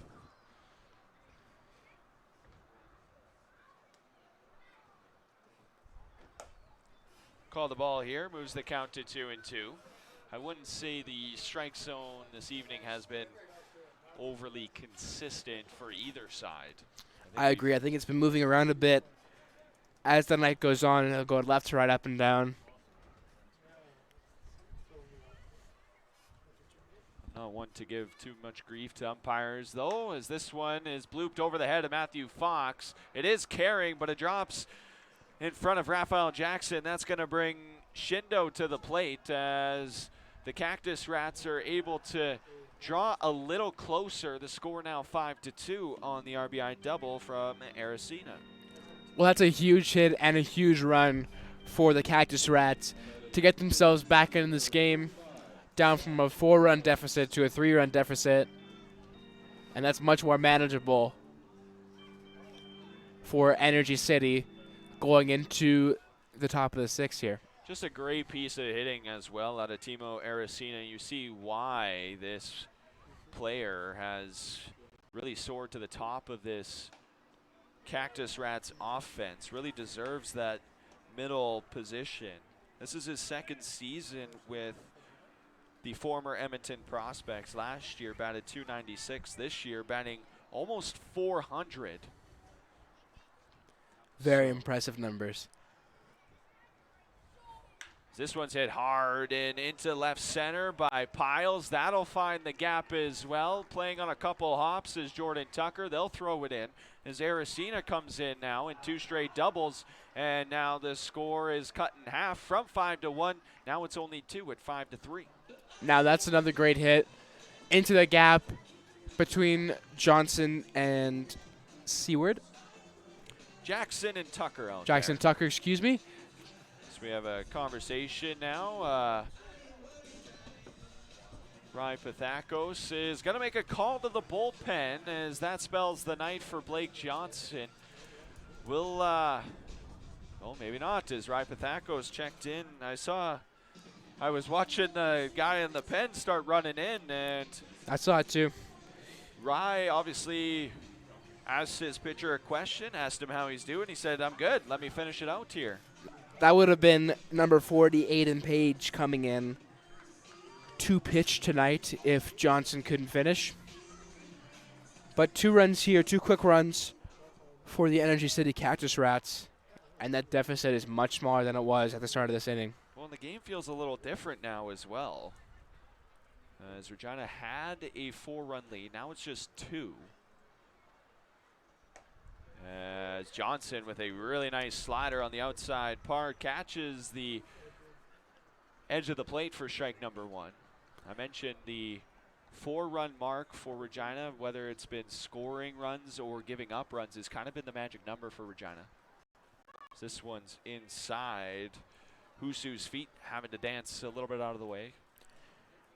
Now, at the start of this game, we were talking about a defensive battle, but only 2 innings this game have been scoreless on either side. So we are not seeing a defensive battle tonight. Low scoring, but still offense. Just consistent offense. Pitch here from Johnson as he tried to work that slider to the outer half once again. Unable to do so, though, so the count's 2-1. Yeah, so if Regina gives up 4 or less runs, they're undefeated. And if they score more than 4 runs, a little bit of a different story, though, as they are. So I try to find the stat here in my notes. They've had some close, high-scoring games. This one fouled off the foot and back in play.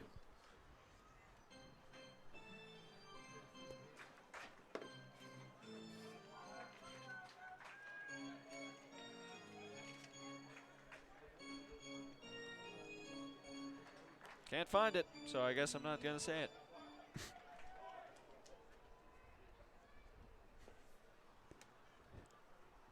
It's a little closer to 500, though, because they've had games where they've scored more than 4 runs, but have given up a ton as well, as Husu is able to work the count full here. Like, for instance, last night, final score 9-7, or 8-7, rather, for Musha. So, again, Yeah, 4, a very important number this year for the Regina Red Sox. And we look to the bullpen of the Cactus Rats, and the pitcher warming up is throwing some real balls now. this one popped foul as Jackson will chase that one, but it drops easily. So the count remains full. For Johnson, he's at 88 pitches tonight. Pitched 6 innings tonight. Just a little more than a 5 1/3 inning so far. This the hardest he's had to work. As Husu able to fight that one off, stays alive once again. Count remains full. Other than that double and a single back-to-back to lead things off in the second, there was nothing on the base pads until really this inning. Cactus Rats able to get 3 hits off of Johnson here, and he's trying to work out of the jam. Now both bullpens are warming up pitchers. Great pitch there out of Blake Johnson. A slider on the outside half gets him looking out number 2. 7th strikeout of the night. Regina is warming up Aiden Page in their bullpen. For Energy City, I'm not really sure yet. It looked like it could be Cole Bolton.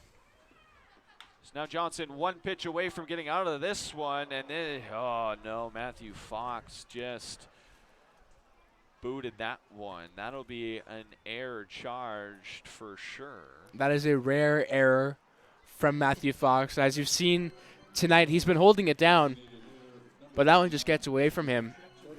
And now the Cactus Rats have 2 men on base.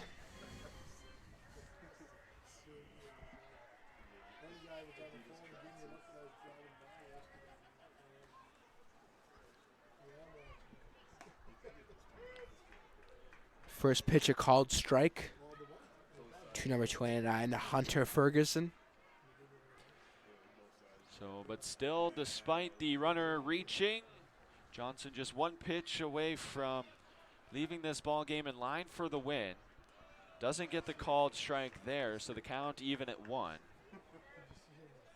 Really deserves it after the pitching performance that he had, though maybe it was going to be a little bit more of a quality start than what was expected after the first 5 innings. Is that one just misses, doesn't get the call low. It's Hodgins with a good block as well. Yeah, Zach Piles at third base right now. 6'1", 240. The big man looking to score. Ferguson's at the plate. Pitch hits him, and Johnson has kind of lost the command here. And now we look over at the Red Sox bullpen. No movement out of Pathakos. I was expecting a meeting after that pitch, but nothing. So the bases are loaded for Kenyon Sanders. Now for the Cactus Rats, Sanders on Tuesday night was 0 for 4. Just a .213 average, but this is a guy who Johnson has been able to take care of. 2 strikeouts, both looking as he hits this one high and hard into left field. That's solid contact at the wall. It's up and it's gone. Wow. A grand slam here as the score flips and Energy City takes the lead here in the 6th. Yeah, Sanders was due for a big hit, and he gets one there. Huge grand slam for Energy City. And just like that, they flipped the game 7-5 with a 6-run inning here at the top of the 6th. And here comes head coach Pathakos. And you think we'll see a pitching change here? And a really unfortunate ending for Blake Johnson after the first 5 innings were near perfect. They were stellar. And this is really the only time we've ever seen him get touched up this season. Yeah, absolutely huge hit. Aiden Page comes in for Blake Johnson. That'll end his night at 5 2/3 innings played. But again, an absolutely massive grand slam from Kenyon Sanders, and he was due for a big hit. 0-2 tonight. Before that, huge grand slam. 0-4 the night previous. And that's got to feel good. We'll let Aiden Page warm up and take a short break here on Flow Sports and be right back as now Energy City holds a 7-5 lead.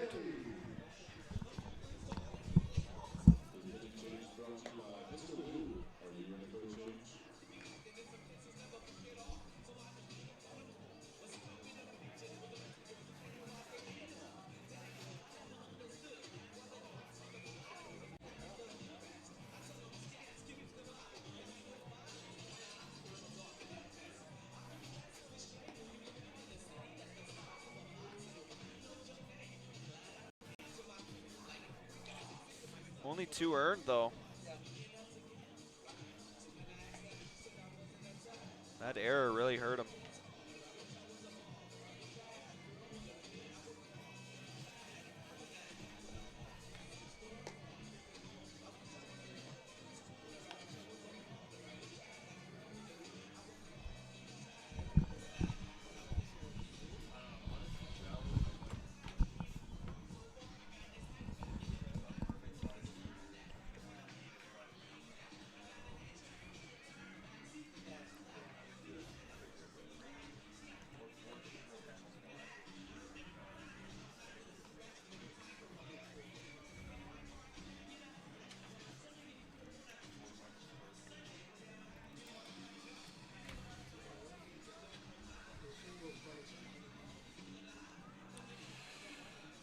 Back here after the pitching change, in on the mound for Regina now is the right-hander Aiden Page. Now, that was a huge grand slam for Kenyon Sanders, but we think about what led up to that, and the error from Matthew Fox was really massive. They could have had an easy out end of the inning right there, but instead they let 3 men get on, and Sanders hits a grand slam bomb to take the lead away from the Red Sox and flip this game for the Cactus Rats. Cooper Davis in now as he'll be the first batter to face Aiden Page. For Page, his 7th appearance of the year, coming in 0 for 1 record with a 3.24 ERA, 16 2/3 innings pitched. He struck out 21 batters. That's good enough for 5th in the league among all pitchers. 7 walks, 16 hits against. Batters hitting just 254 off of him with a whip of 1.38. And how about this? He also has a plate. I wouldn't say an offensive appearance. Last night against Moose Jaw, Page came in as a pinch runner. Wow. Came around to score a run. That's not something you see often, seeing pitchers pinch running. Great pitch there as Cooper Davis thought he had worked the walk. Checks in with Zach Chartrand about where that pitch was. And for Davis this year, he's looking to get off the schneid. 0 for 1 last night. Guess what? He's 0 for 8 on the season. He's also due for a big hit. Regina is hoping that's not tonight. 3-2 pitch, and he goes down swinging, and it's in the dirt, so Hodgins will have to complete the throw. Page needs 6 pitches to get a strikeout and the 3rd out of the inning. We'll head now to the bottom of the 6th here. Energy City Cactus Rats lead it 7-5.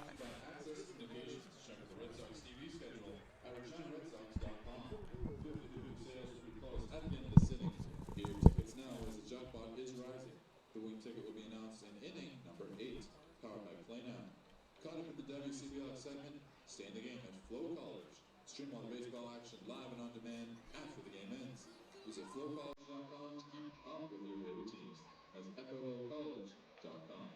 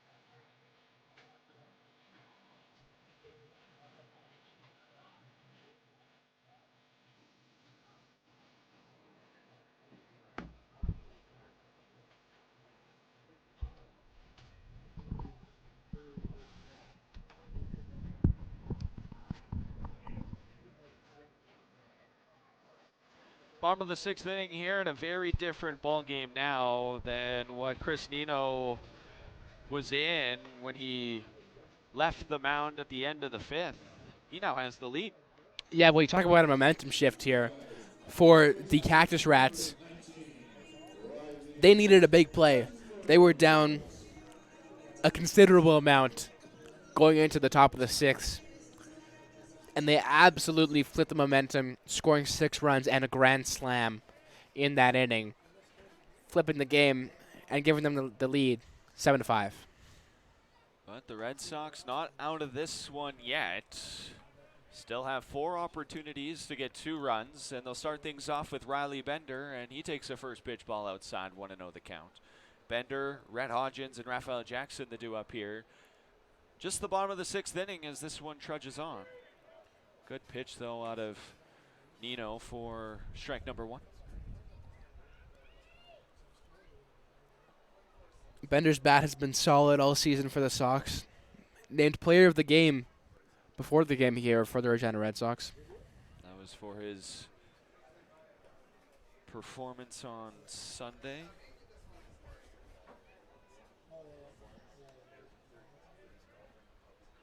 Bender ahead 2-1 in the count here to lead things off. Bottom of the 6th inning. Another slider low and away and in the dirt. Ball number 3 to the third baseman, Bender. Yeah, 3-1 count to start. Not how Nino wants to start the inning, with someone warming up in the bullpen right behind him. Here's the pitch. Bender swinging, fouls it off, moves the count full now as Nino crosses the 80 pitch mark, up to 82 now.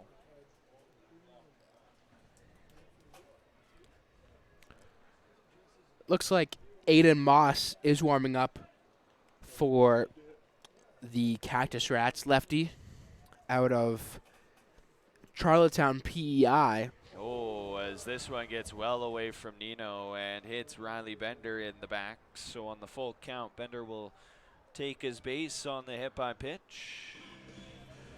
We can also close the book on Blake Johnson, who went 5 2/3 innings for Regina. 6 hits, 1 walk, struck out 8 runners, only hit 1 batter. Gave up 7 runs, only 2 of those earned, however. And we have a mound visit here for Energy City, and that looks like it'll spell the night for Chris Nino. We'll introduce you to the new Cactus Rats pitcher after the break here on Flow Sports. Number 24, Aiden Moss. 24. Oh yeah, sure. What does it say? Is it 24? Is it 24? You probably have the best view. It is. That's what I was thinking.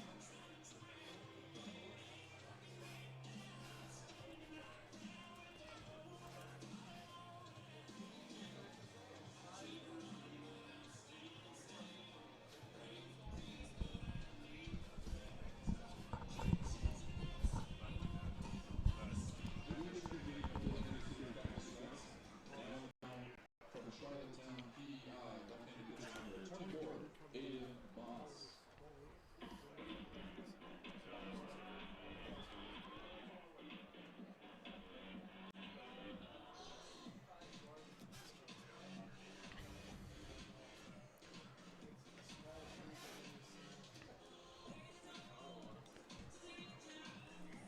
Well, the new pitcher here for the Energy City Cactus Rats, Aiden Moss, left-hand pitcher, 6'3", 180, out of Charlottetown, PEI, sophomore at Sussex Community College. What can you tell us about him, Donovan? Yeah, you called it there, Bruce. Making his 5th appearance of the season. He also has 2 starts so far with an 0-1 record and ERA at 9 in 9.0 innings pitched. He struck out 10 batters, walked 10, given up 11 hits. Batters right now hitting .324 with an on-base of .489. The slug is also up over 400. Opponent's slug and the whip over 2 1/3. So this guy gives up a lot of base runners. His last time up, he pitched 1 inning against Okotoks back on Saturday. Just an inning of work where he gave up a hit, walked 2, struck out 2, and 6 batters faced. Well, Okotoks is a very hard team to play. But Aiden Moss making his Curry Field debut here.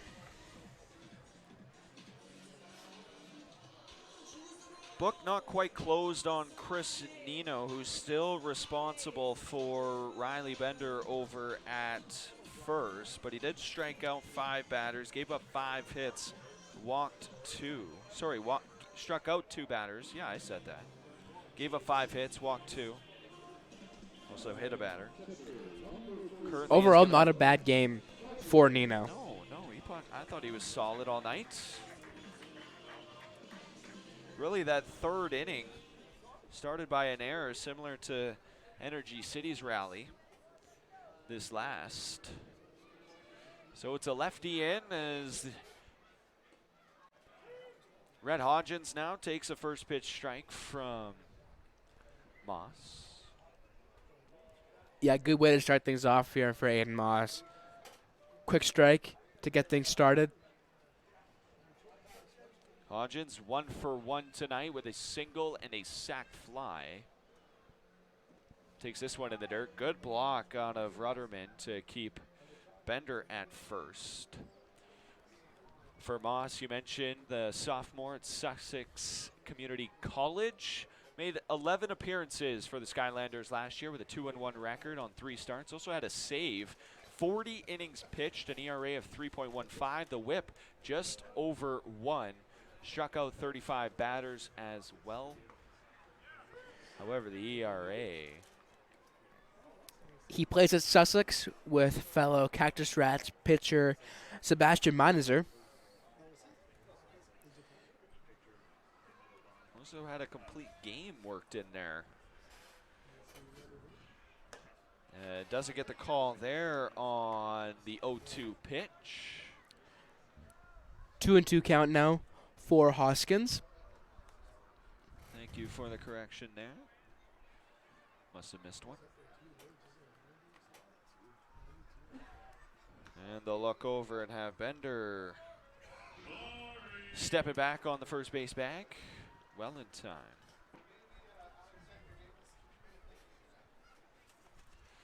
So it's a 2-2 count to Rhett Hodgins, the catcher. Again, did not start the ball game, but he's appeared in.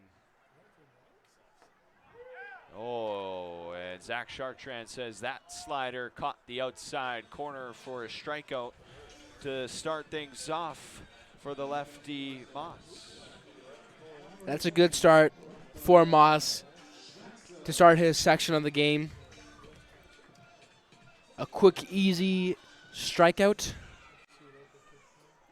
And now the Sox working with 1 out as Raphael Jackson steps up to the plate. Yeah, it's back-to-back lefties here for Regina.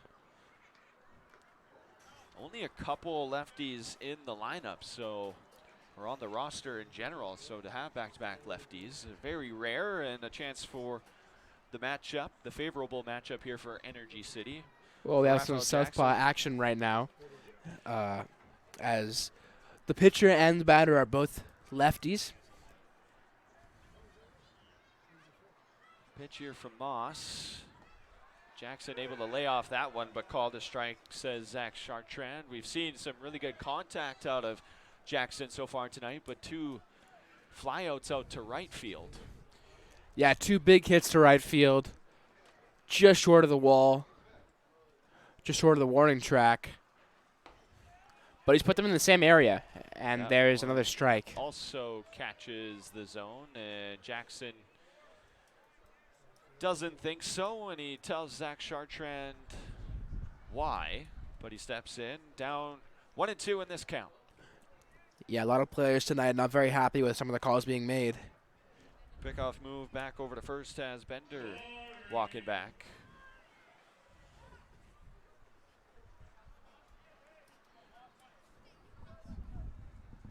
The wind picks up slightly, blowing in from right field now. Slightly across, and Jackson goes down swinging, but there's nowhere for him to run to. So it's out number 2. 2 straight strikeouts for the reliever.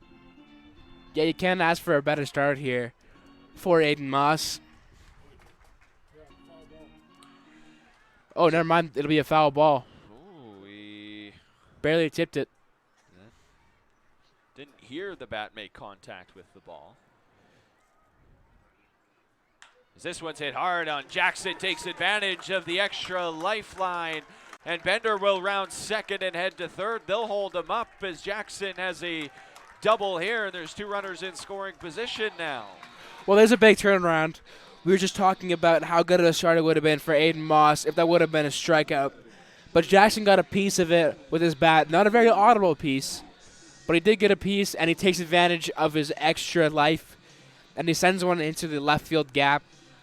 It's fumbled around a bit in left field, and that allows Jackson to get on second and Bender to get to third.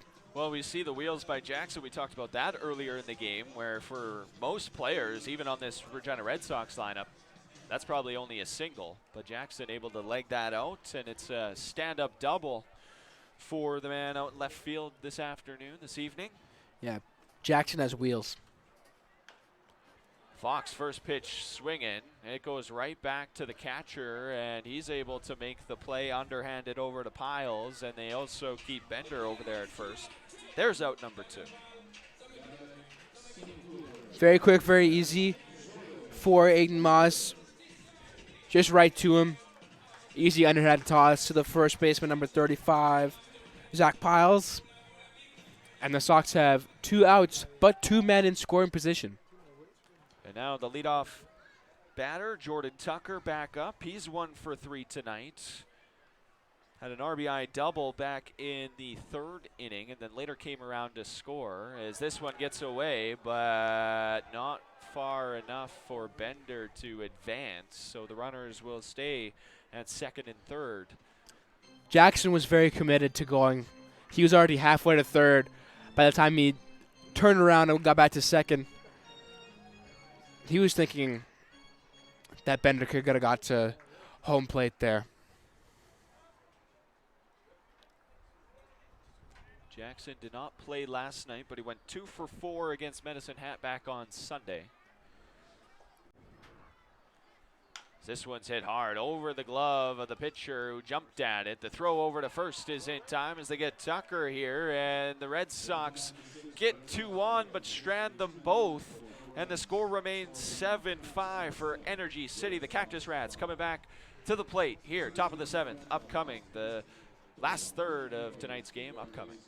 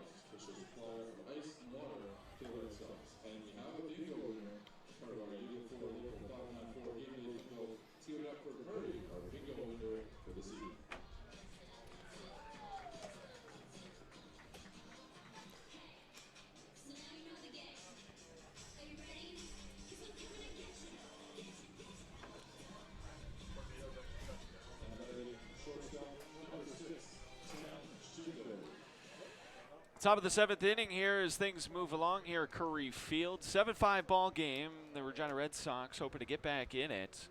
Energy City hoping to extend the lead now here. Big swing to lead things off out of 10 Shindo. The leadoff batter for Energy City tonight. He's 1 for 3, a ground out to strikeout, but did single his last time up back in the 6th, which also led off a big inning. One where Energy City was able to put another 6 on the board and take the lead. Yeah, back to the top of the order here for the Cactus Rats. But again, we talk about that huge inning they had last inning with the grand slam and the extra 2 runs. And they're just looking to build off that right now. Aiden Page did come in to close out that inning. Needed just 6 pitches to strike out Cooper Davis. And walk to the bullpen, so he's back out here. Down in a 2-1 count. Great pitch there out of Aiden Page. 2-2 count here for 10 Shindo. 5'8", 165, smaller person. That one's in the dirt, able to lay off of it.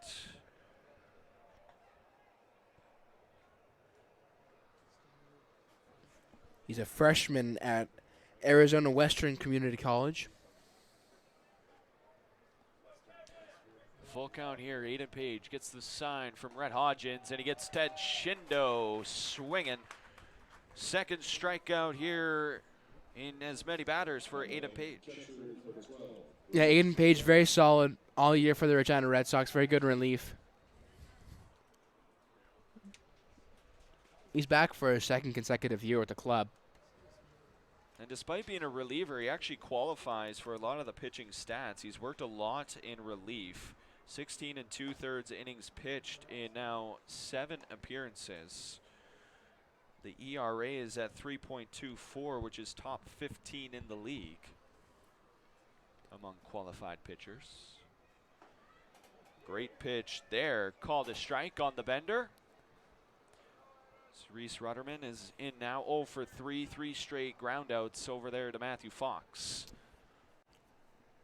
Again, we talk about Matthew Fox having Rutterman's number tonight. There's a big chop.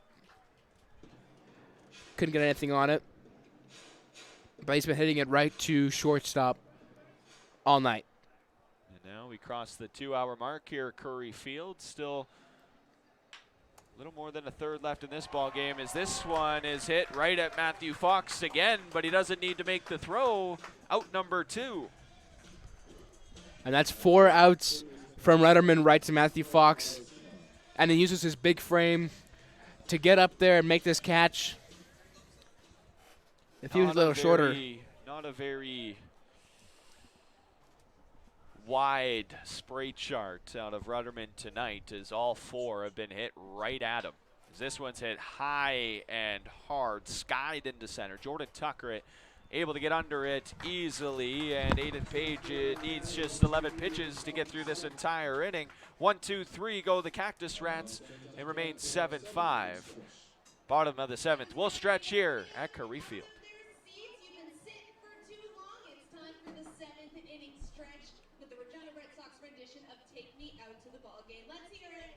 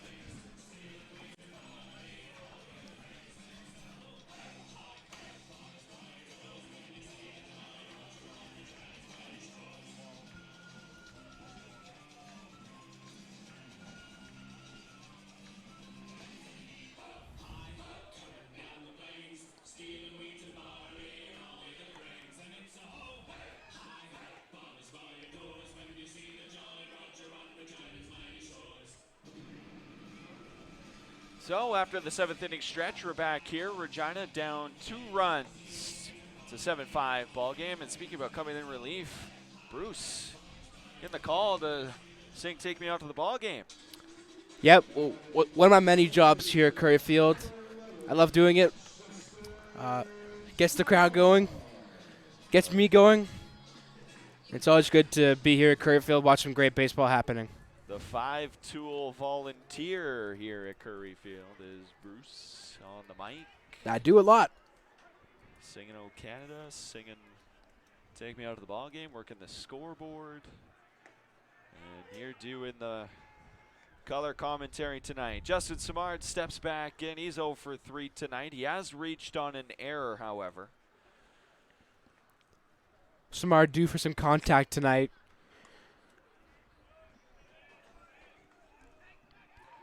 Locked in a 1-2 count with the Red Sox down 2. They got the part of the lineup to spark something. It's the 2-3-4 hitter. Samar leads things off. Steering bats second, and Jalen Seward, the cleanup man, in the hole. As Aiden Moss back on the mound. That pitch just a little bit outside. He checks in with Zach Chartrand to see where that one missed. Yeah, Samard, Searing, and Seward is a very solid 1-2-3 pairing here for the Sox to lead off the bottom of the 7th inning here. And Moss loses the grip on that curveball well outside, moves the count to 3-1. The JS part of the lineup.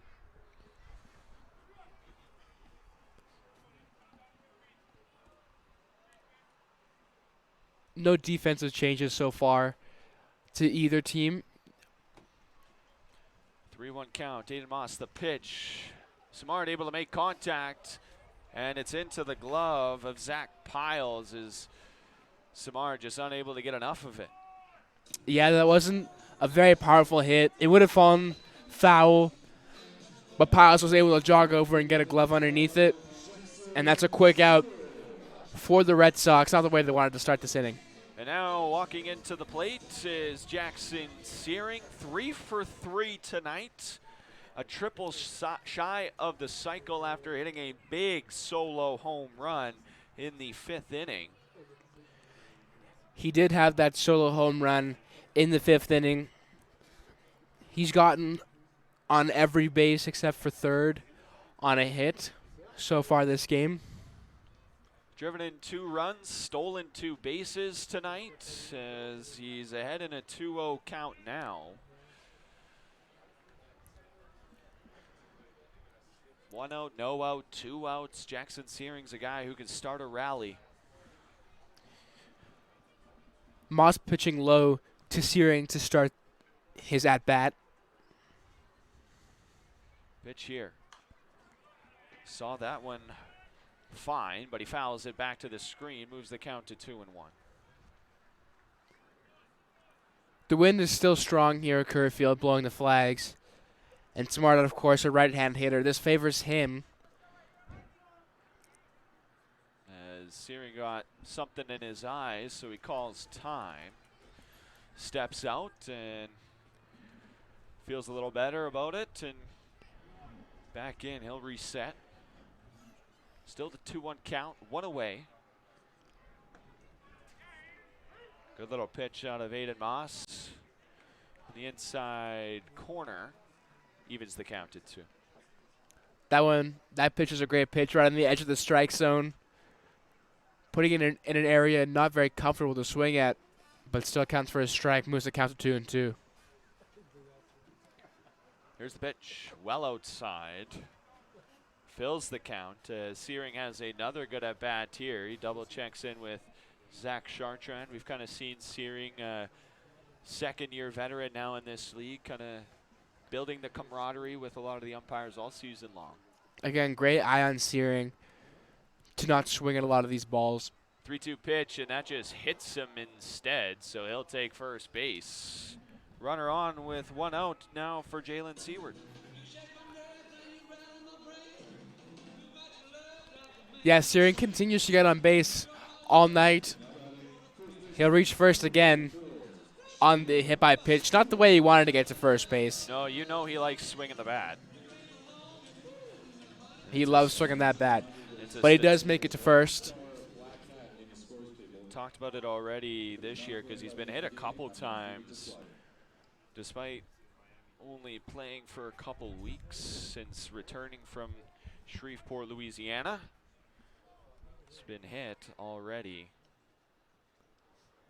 well, just twice this season, but last year was a guy who was one of the top in the league in that category. Not a category you really want to lead, but for Jackson Searing, he's a guy that will take a ball off the leg, off the back. He even took one to the face as there goes the runner. They might have it picked off. It's not in time. It's another stolen base for Searing as he kind of falls onto Shindo and helps him up. Third stolen base of the night for Searing.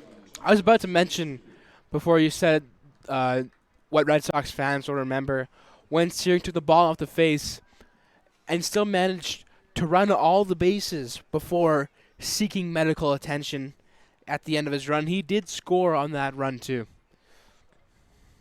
Tons of stories out of Jackson Searing. I remember one game last year he was playing out in right field like he does every game almost. We saw him make a catch, a diving grab out right. The inning continued. Oh, and here's a ground ball right up the middle by Jalen Sealer. That gets through the gap. The play at the plate, Searing is in there, and that cuts the lead in half. It's now 7-6 Red Sox. Searing showing off his speed to get into the plate at time. The play from center field to the plate was too high. It's a very hard play to make all the way from center. And, of course, James going to get it in time and score another run. And as Brady Bye comes to play, just finish that story. So Searing makes the diving catch. The inning continues. We see him hunched over out in right field. And we figured, okay, maybe on the dive, something didn't feel right. We find out later he doesn't come out for the next inning. We find out later he was puking out in right field because he had food poisoning but wanted to start the game. An absolute trooper for the Regina Red Sox. A guy that grinds it out for his teammates. Dropped ball here by Reese Rutterman.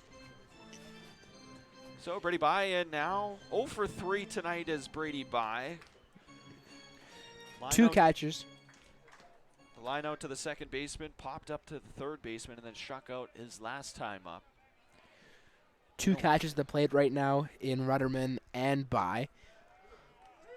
Ooh, I had that one low and away, but Zach Chartrand says it caught the corner, and it's a strike, so Bye down 1-2 in this count. It's Jalen Seward leading off of first. Aiden Moss looks in, gets the sign from Rutterman. That ball well outside. That one for sure is a ball. Yeah, no doubt about that one. Bit of a controversial call on the previous pitch, though. And many fans here in attendance at Curry Field were not too pleased about it. 2-2 count. That one inside. Just misses, and Moss double checks, and also Rutterman as well. They both thought they got Brady Bye looking there. It was close. But instead, it's a full count. Lefty on lefty matchup. Payoff pitch. Outside, and Brady Bye takes his base. Ball 4. Two men on base here now for Riley Bender. One man in scoring position on second base. Again, Riley Bender's bat is solid. So the Sox will look to destroy the lead here, if you will. They look to take the lead back or at least tie the game. A home run here or a double or a single for that matter could put the Sox on top. Well, a single probably ties the ball game. As this ball is outside, and Rutterman drops it but doesn't get far enough away for Seward to advance. Probably needs something in the gap, though, with one away. You have to wait to make sure. Anything that's close or right at somebody, Seward doesn't really have the wheels to come around. Pitch here. Bender liked what he saw there. He's swinging at it, fouls it off, though. Evens the count at 1. Bender just needs some solid contact here to put it in the gap and give his runners a chance to score. Fourth plate appearance of the night for Bender, but he's 0 for 1 after walking and being hit by a pitch. He's been stranded on base twice as well tonight. Hoping to drive one in. Great pitch there, although it looked like maybe Rutterman was a little crossed up by it. He's lucky that it was a strike and one that he was able to hold on to as well. That was one of the more interesting catches I've ever seen behind the plate. Kind of backhanded it on that pitch. Looked like maybe he called a changeup or a fastball because he was moving to his right and the Bender moved back towards the left. That one in the dirt evens the count at 2. Yeah, 2-2 count here so far for Bender. Still looking to put it in a gap and get Seward home. 1 out, bottom of the 7th inning, 2-2 count. Riley Bender at the plate. Here's the pitch, solid contact. That's going to drop in front of the center fielder, but they'll play station to station here as Seward had to hold up to ensure that the ball actually made it on the ground, but the base is loaded now. for Rhett Hodgins. That is exactly what the Sox needed right there. Actually, we'll have a pinch hitter. Yes, we will.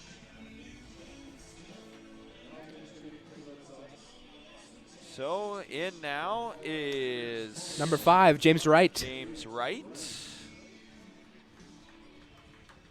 We'll have a mound visit here for the Cactus Rats.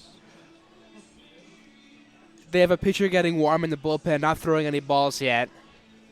So I doubt we'll see a change here. It's a little conversation, a little vote of confidence for the young man, and Moss. Be interesting to see if they keep Wright in at the catcher spot. He is listed as a catcher on the Red Sox roster. They may be swapping out Rhett Hodgins for James Wright behind the plate. We'll have to wait till the top of the 8th inning to see if that is what they're doing. So for Hodgins, he went 1 for 2 tonight. He drove in a run with a sac fly. And James Wright will hope to do something similar here. Sac fly is in order, just 1 out, bases loaded. Jalen Seward off a third, Brady Buys on second, Riley Bender's on first. And a fresh set of downs here for Aiden Moss. First pitch is outside, ball 1. Good eye to start from James Wright. Looking to get out of this jam is Moss. Wright comes into tonight's ball game batting 12 for 40, a 300 average. 8 runs scored, a double, 6 driven in.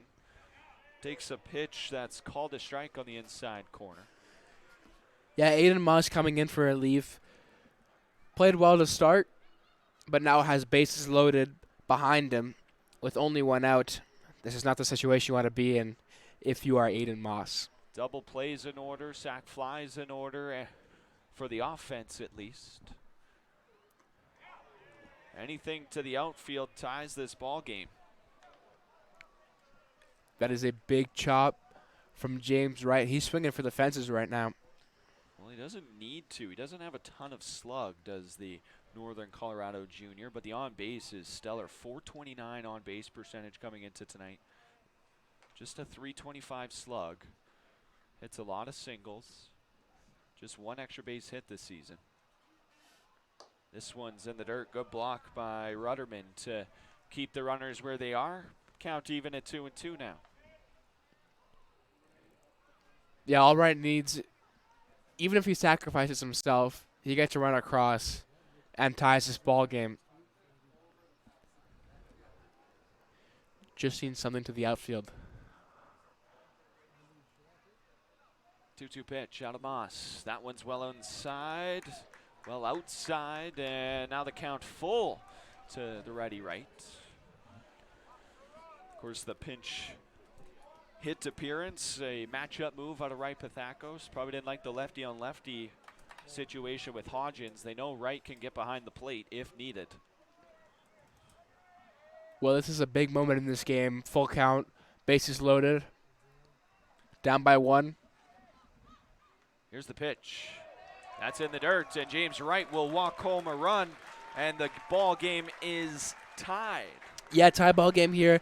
Aiden Moss visibly frustrated after that ball kind of smacks his glove. And now Raphael Jackson will come up to the plate. The man with the wheels. And he'll look to score even more runs and put his team on top at the bottom of the 7th here. So the pinch hit walk for James Wright. The bases are still loaded. This game is now tied. Chris Nino was in line for the win. That no more. He'll earn the no decision. And for Blake Johnson, who left the game in line for a losing effort, also now probably happy with the no decision as his offense kind of picked him up after the 1 bad inning. Yeah, absolutely. Jackson almost hit by a pitch there. Had to dodge that one.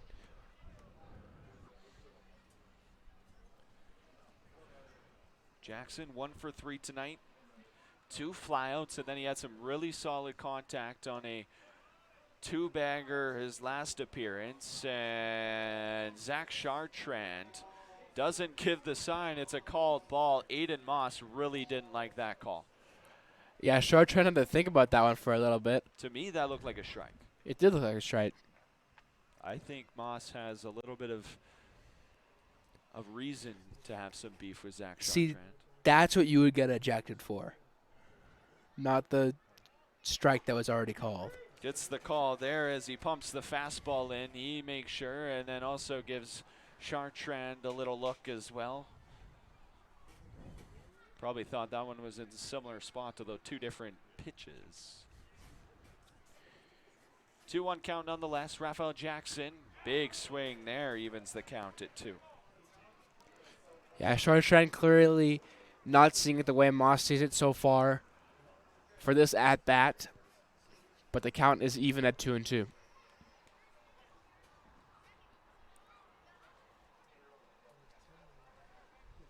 Bases remain loaded. Jackson dribbles this one foul first base side. Again, shooting to the right side of the field.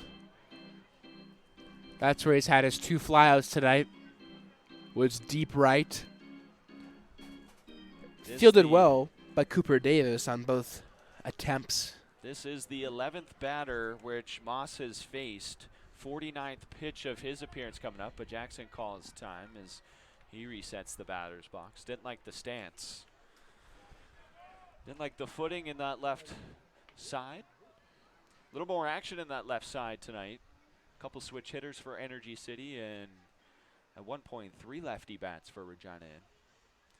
2-2 pitch, and that one hits Jackson, and the Red Sox take the lead on a hit by pitch.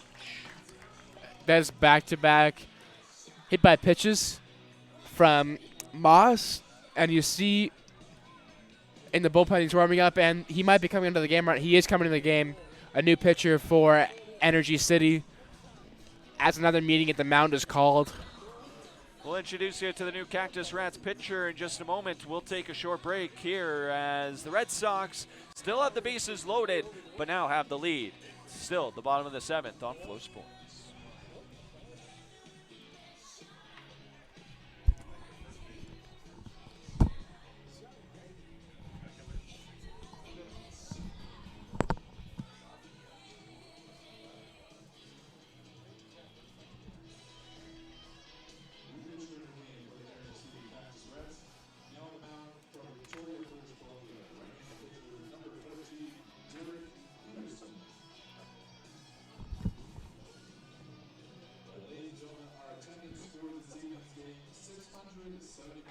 Thank you all so much for coming out and supporting your Red Sox.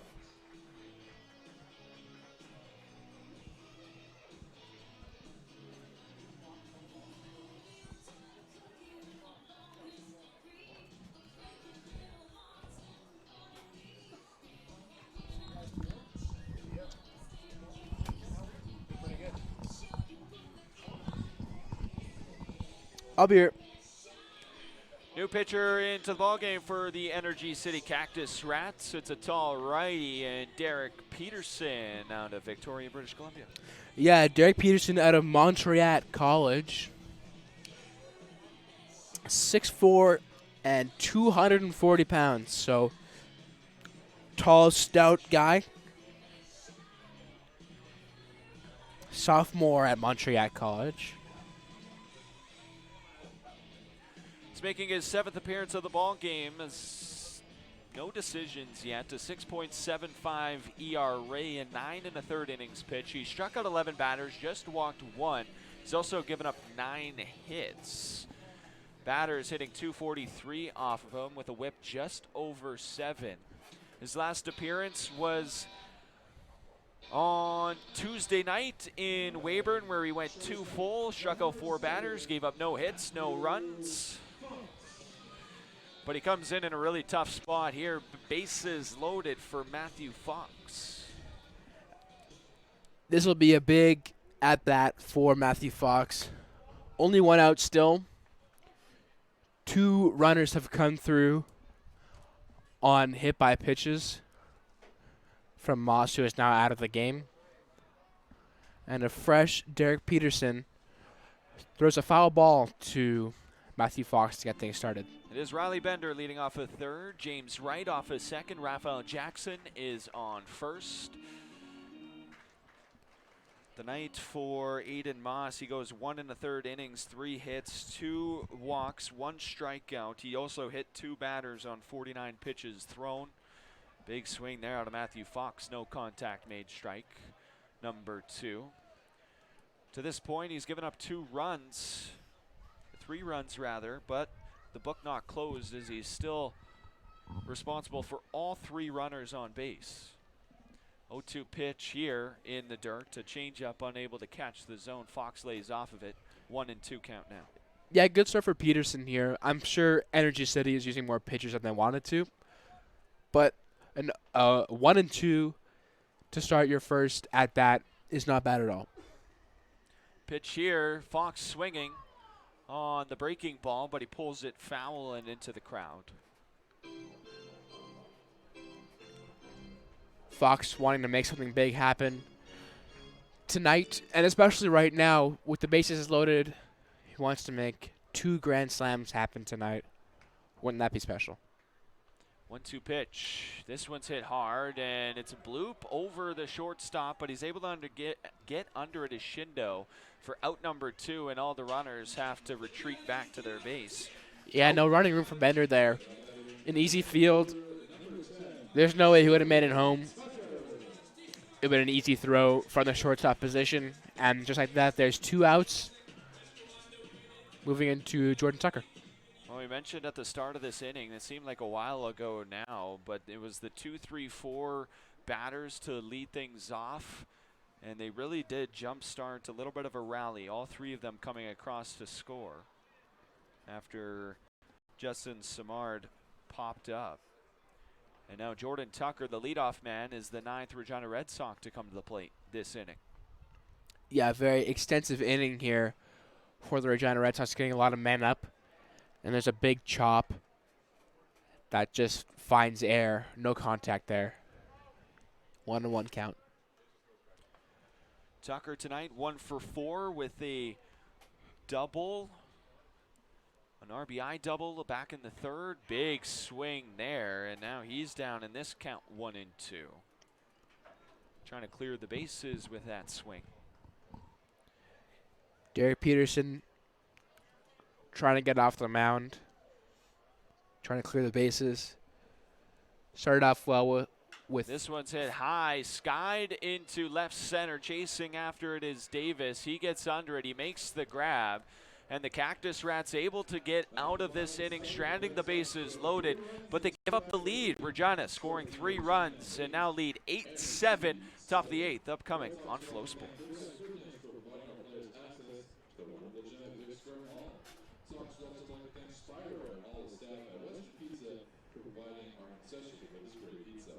Top of the 8th is brought to you by Access Communications, Fantasy League stats, batting tips, baseball from the WCBL to the MLB. Stream it all with Access AM and Next TV free. Check out access.ca for the latest details. Ian Page now in line for the win.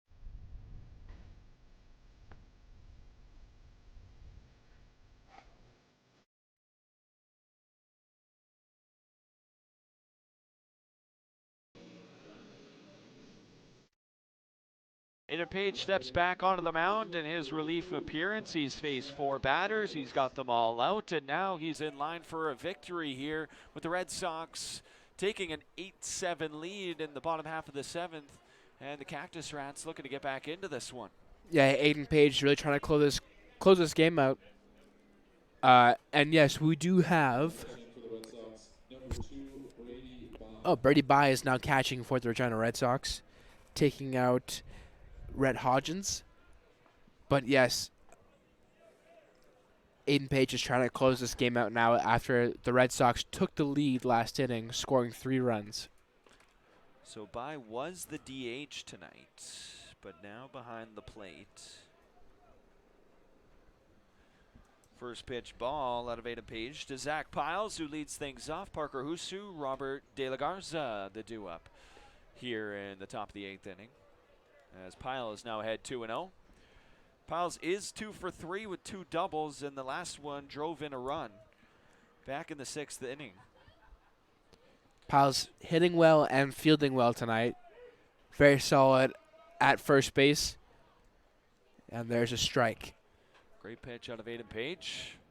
Get back in this count. 2-1 now. Another great pitch in the upper part of the zone. Evens the count at 2.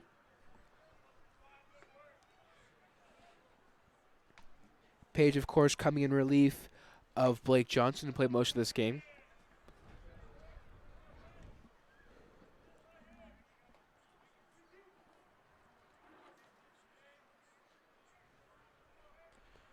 Counts full here. Page gets the sign from Brady Bye. Contact made by Piles. Grounded on a couple hops by Justin Simard, and he throws him out over at first.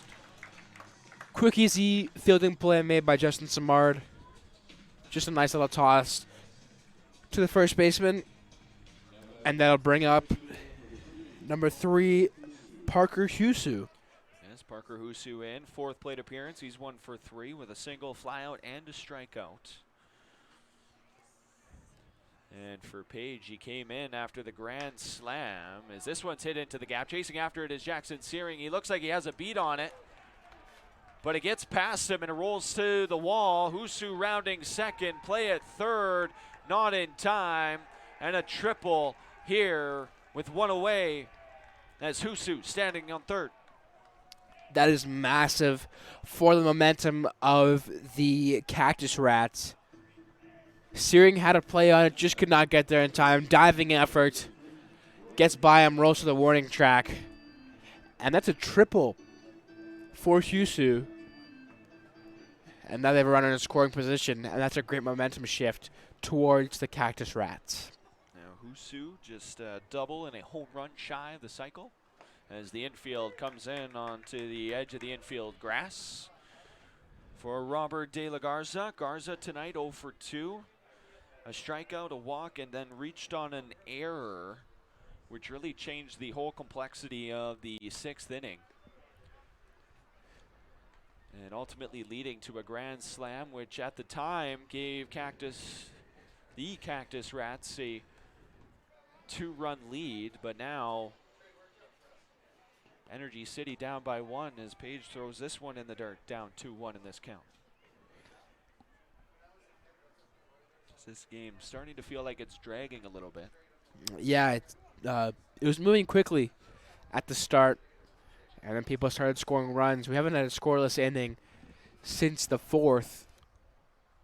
Pitch here, great pitch out of Aiden Page as De La Garza swinging at it to even the count.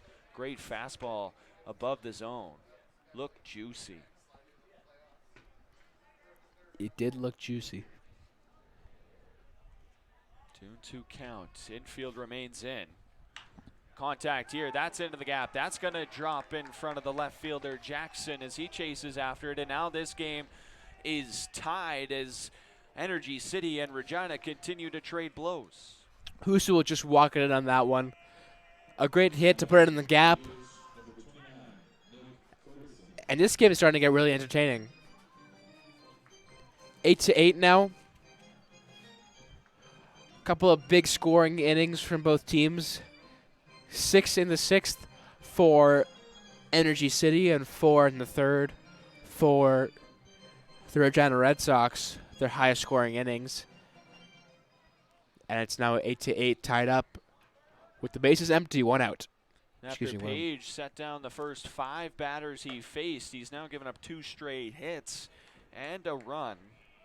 And now this game is tied once again. We've gone through 7 1/3 innings, and it feels like we haven't moved at all. Right back where we started, as a big pitch there out of Aiden Page completely fooled Ferguson. Yeah, that's a good pitch by Aiden Page. Very solid relief man for the Regina Red Sox. 1-1 pitch, 1 away, runner on first. The throw down as Bai tried to throw behind the runner, but did not get him. That's a close play at first base, just not in time. We haven't seen that at all out of a Regina catcher yet tonight, so maybe trying to just catch a Cactus Rats runner off balance. Sleeping maybe. Great pitch there. Doesn't get the call though, and that moves the count to 3-1. Some more displeasure from Curry Field after that pitch. And I think just the confusion continuing to come from both sides of the pitching mound. Consistently inconsistent tonight as the strike zone, as this one's inside and it's a walk, so there's 2 runners on. Yeah, both pitchers not totally sure exactly where that strike zone is. They're trying to find it, but trial and error is not something you want to do when the game is tied 8-8 at the top of the 8th inning. So Rypathakos comes out to talk with his right-handed pitcher in Aiden Page to check in and see where he's at. They do have somebody warming up out there, and seems like Rypathakos is going to take the ball here and into the ball game. We'll introduce you to the new Red Sox pitcher in just a moment. We'll take a short break here on Flow Sports.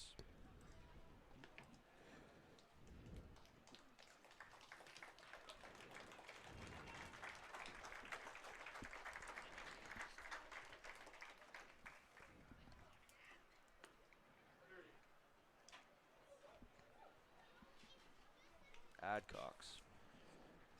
New pitcher in the game for the Regina Red Sox. Now on the mound for Dallas, Texas, right-handed pitcher number 30, James Adcox. First appearance for Adcox this year.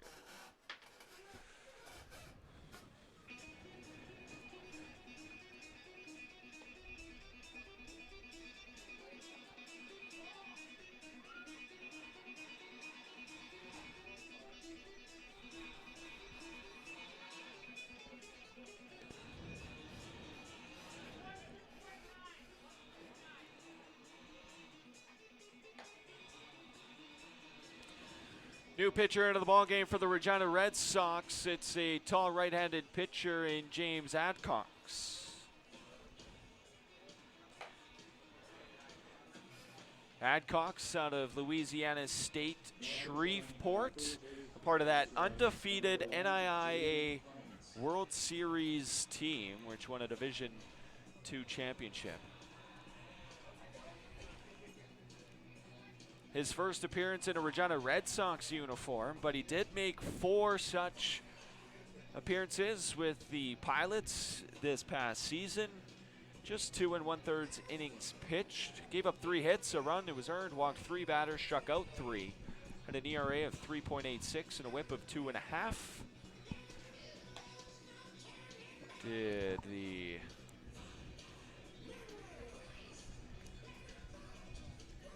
Sox are bringing him in as a closer right now.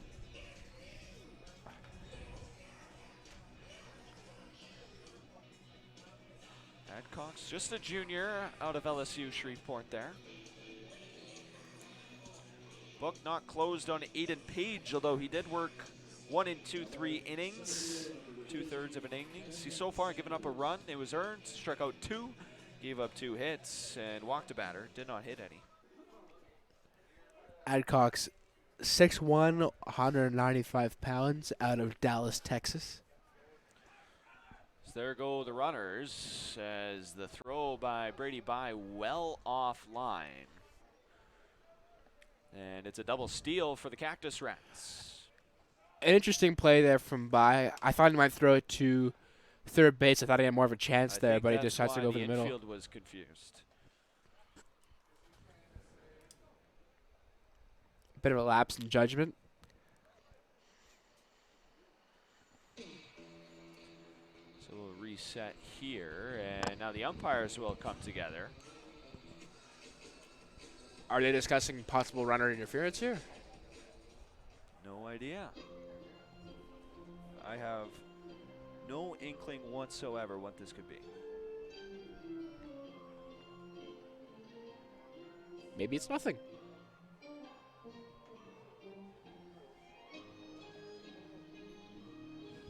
And maybe we'll get an explanation, but I doubt it. And no, they're going to bring the runners back. I think what likely was more probable was batter's interference. To Kenyon Saunders on the swing, who got in the way of the throw from Brady By, and Brady By says, "Thank you so much." So we'll redo it. It's a 1-0 count. That may have been the reason why he didn't throw to third. It's very possible. It'd be interesting to see a replay of that. Kenyon Sanders, of course, with the grand slam tonight. Show and bunt here. Has to play it as Bender. Throw over at first. Got him. So it's a sack bunt and the runners advance. A close play at first, called by our first base official, Elmer. Again, 2 runners in scoring position still, but it's nice to have that extra padding of that second out for the Regina Red Sox. Really good throw by Riley Bender over there to even make that play close enough to get the call. As that was a very well-placed bunt out of Saunders. And if you wouldn't have known it, that might have been to an attempt to get on base out of Saunders, as he showed off the wheels as well. Yes, but very well fielded from Bender. So Cooper Davis up now. He switches sides of the plate as well. First pitch strike. Next one's called the ball. Davis 0 for 3 tonight. 2 strikeouts and a flyout. Fouls this one to the screen and now is down 1-2. 2 outs. De La Garza leads off at third. Hunter Ferguson at second for Energy City. James Adcock's trying to get out of this one. This one's grounded through the gap, and Energy City is going to regain the lead here. Whether or not it's more, yet to be seen, but they'll hold up Ferguson at second, so there's runners at the corners, and Energy City back ahead. Well, perhaps some miscommunication there, as it looked like Fox and Bender both went to play it and then both backed off, as I thought the other man was going to get it. The other man did not get it, and the ball rolls through the gap, and Energy City goes on top once again. Oh, great piece of hitting. We have a pinch runner now over. First base, number 40, Elias Campbell. As Elias Campbell steps in over at first. First one gets away, and that'll bring another one to score. And now it's a 2-run ball game. Yeah, now Energy City padding their lead, 10-8. 2 runs up on the Regina Red Sox. I wonder how many lead changes we've had tonight. This one also in the dirt. Also got away from By a little bit.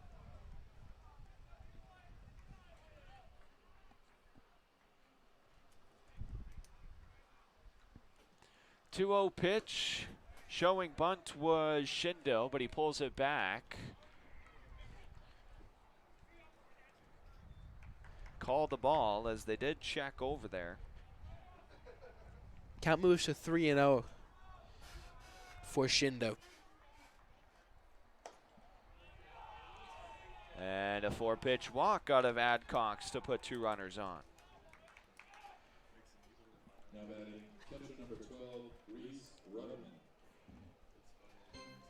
These last few innings have been pretty entertaining with all the lead changes. Still 2 outs for the Regina Red Sox. They're looking to close this one out. And they don't want to let any more men get on base or let them score any more runs. Reese Rudderman back up now with 2 outs. Top of the 8th inning, 2 runners on. Rudderman, however, tonight 0 for 4 as Adcox spikes this one. Falls behind in the count 1-0. This game just 15 minutes away from crossing the 3-hour mark. And it appears we're not really close to the end of this one. Great fastball on the outside corner. Evens the count at 1. Again, this is Adcox's first action as a member of the Regina Red Sox. Pitch here. Great pitch again. Calling strike number 2. Rudderman checks in with Chartrand behind the plate. Again, Rudderman has made contact with balls 4 times in play, all to the shortstop Fox. This one's into right field instead. Jackson Searing's under it and is able to limit the damage, but the Cactus Rats bring 3 across the plate and regain the lead. It's a 10-8 ball game. Red Sox hoping to regain the lead here. We'll take a short break on Flow Sports. All right, Regina Red Sox fans, it's that time of the night. Get your 50-50 tickets out for tonight's draw. The jackpot that someone's going to be taking home tonight is a whopping $625. I hope you have your tickets ready because here's the winning number. SXC 100589. One more time, that winning number SXC 100589. If you have a winning ticket, please visit the ticket shack before the end of the game to claim your prize. Thank you to everyone who supported tonight's 50-50, powered by PlayNow.com, Sega's online sportbook and casino. And kids, be sure to stick around after the game to run the bases with Slider. Oh, shit.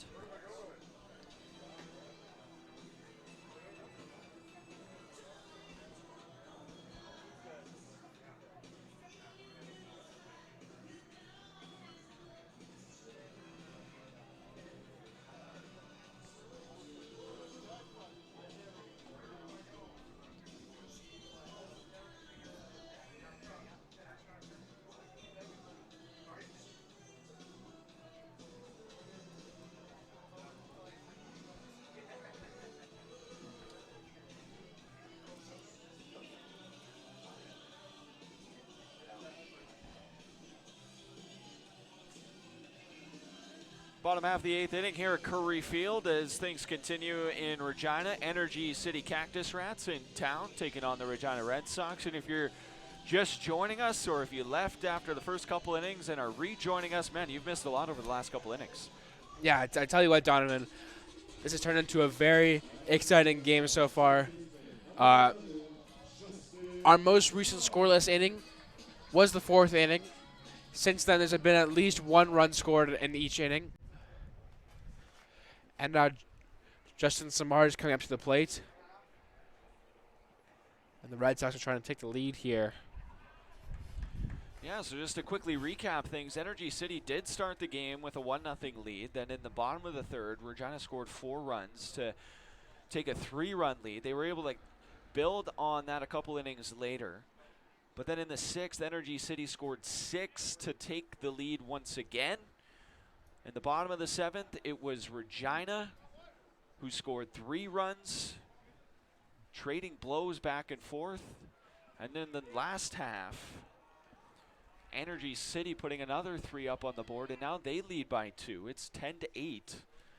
And Justin Samar, just like he did in the very last inning, leads things off for Regina here, hoping to put another big number on the board and retake this lead. It's been really good action here at Curry Field ever since the 2nd inning. And Samar is swinging for the fences here.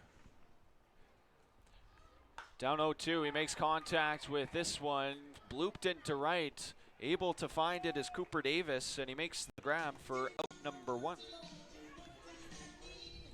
Solid, easy play out in left field. And now here comes Jackson Searing. This is the man you want to score you runs for the Regina Red Sox. He is the one man on this Regina Red Sox lineup who the Energy City Cactus Rats pitching has not been able to get out. 3 for 3, a triple shy of the cycle. He's also been hit by a pitch tonight. Takes the first pitch, fastball outside, 1-0. I'm sure Samard would love a triple here to get himself up, to get himself set up in scoring position. And let's Seward come in and do some work. That one and get him in. high and in, just under the chin, had him ducking out of the way. 2-0 count, but you know Searing, he's a team player. He'll take a increase to the on-base percentage anyway. Big swing there. Good little breaking ball out of Derek Peterson. Yeah, Derek Peterson playing in relief of Aiden Moss. Pitch here. Misses the zone high. And now Searing ahead in the count, 3-1. Again, great eye from Jackson Searing.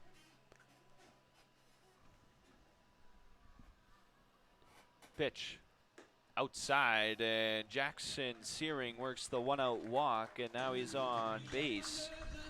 And the tying run comes to the plate. The 5th time Searing has reached tonight. He's been on point tonight in terms of getting onto base. And now here comes Jalen Seward looking to advance Searing. Searing may do that himself. For Searing, the on-base percentage was 640 coming in, so that's way up now. And then coming into the game, his average was 438. He's now batting 526 off a 3 for 3 effort tonight. Very impressive. So Jalen Seward in now. Got a single his last at bat to break an 0 for 3 night, so he's 1 for 4. Big swing there.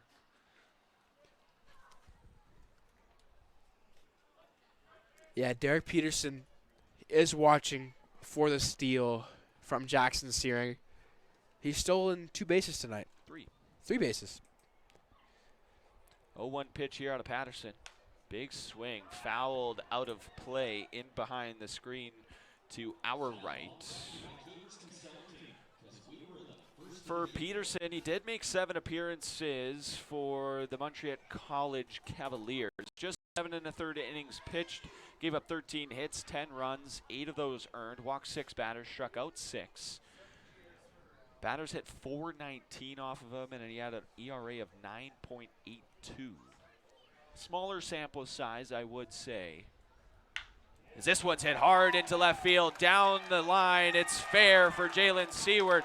Jackson rounding second, he'll be held up at third, and there's 2 runners in scoring position with just 1 away here, and the Red Sox looking to tie.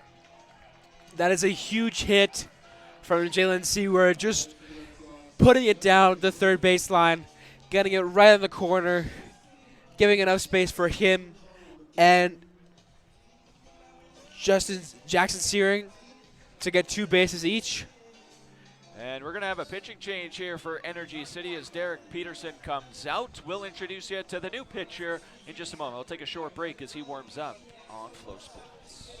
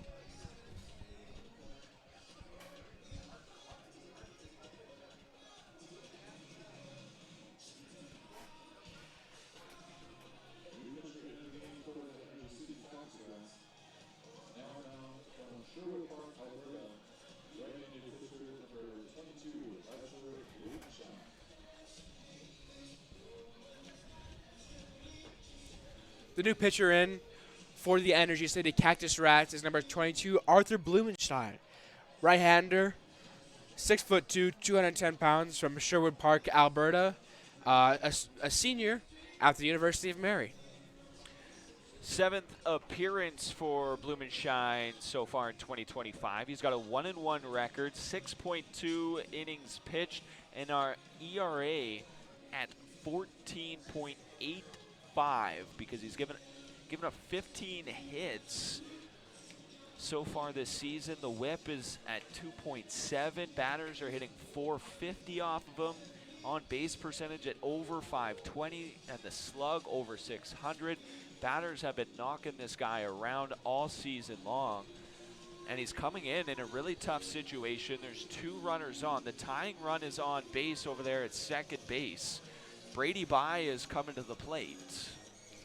Yeah, it looks like to me this may not be the right guy to bring in this situation.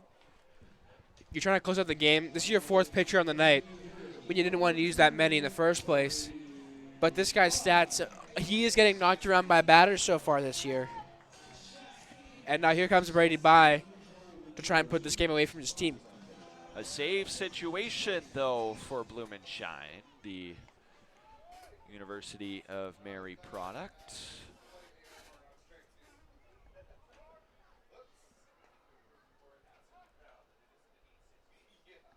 And as mentioned, his first test is Brady Bai. There is only 1 out. First pitch in there is low, and Bai takes it all the way. Ball number 1. Yeah, good eye from Brady Bai there to not let it go or not take a swing at it.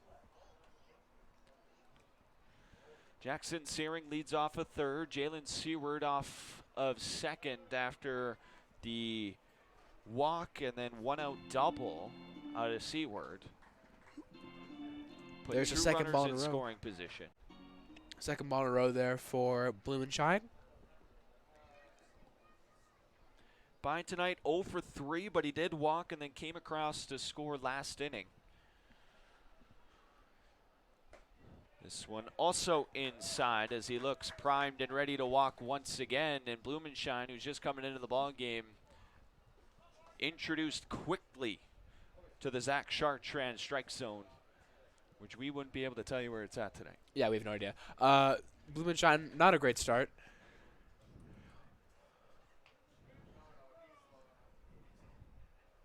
Three-0 pitch. Low and in as Brady Bai works the 4-pitch walk to load the bases.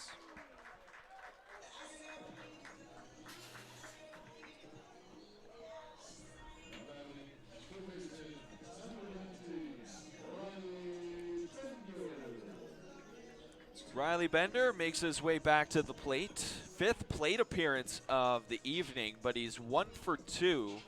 Flew out in his first appearance back in the 2nd inning. Since then, he's walked. He's been hit by a pitch, but got a single last inning, then was stranded on third. Good situation here to score 1, maybe 2, and potentially tie this ball game, maybe take the lead with something more.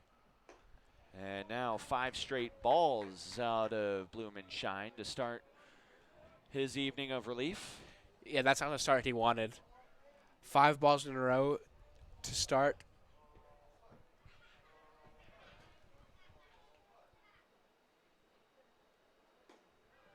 There's a strike out Blumenstein to even the count at 1 to Riley Bender. Yeah, there's his first strike. It was inside on Bender.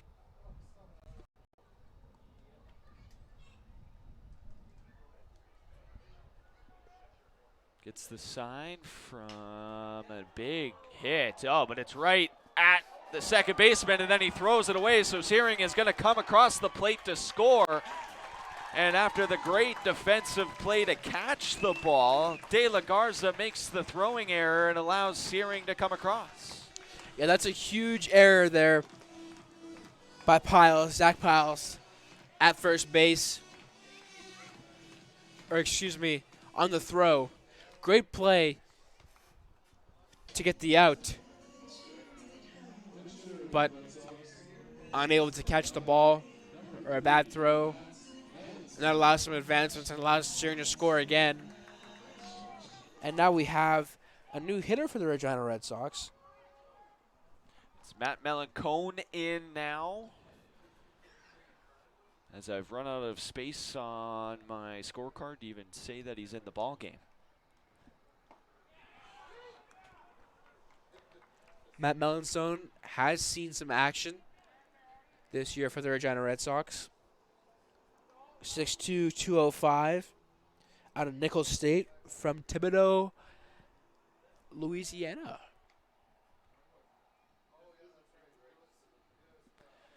Ahead in a 1-0 pitch. There, great pitch to go ahead 0-2.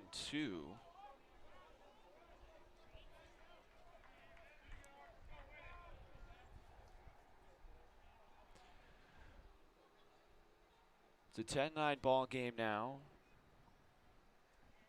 Bloom and Shine ahead 0-2, 2 outs to Matt Melancone. This will be a big pitch here. And Melancone goes down swinging. Out number 3. The Red Sox do draw a little closer. They score 1 and get back within 1. It's 10-9 as we head to the 9th.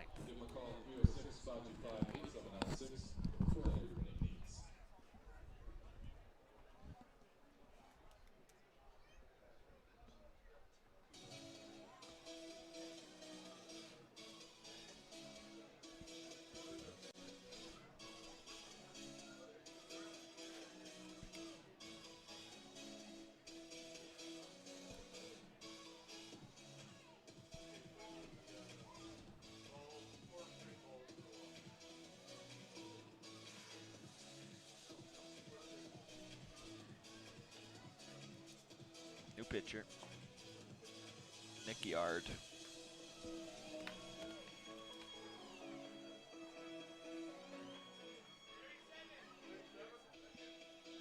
New pitcher in the game for the Red Sox. Now on the mound from Nichols, Colorado, right-handed pitcher number 37, Nicholas Yard. Pitcher change by Thomas. Are you ready for a change?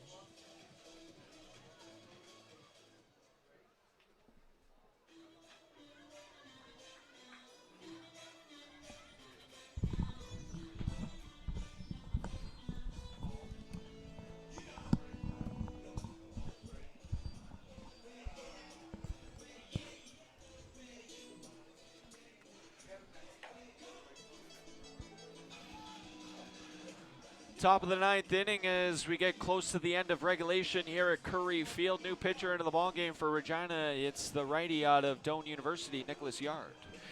Yeah, this is a huge inning for both teams, for both the Regina Red Sox and the Energy City Cactus Rats.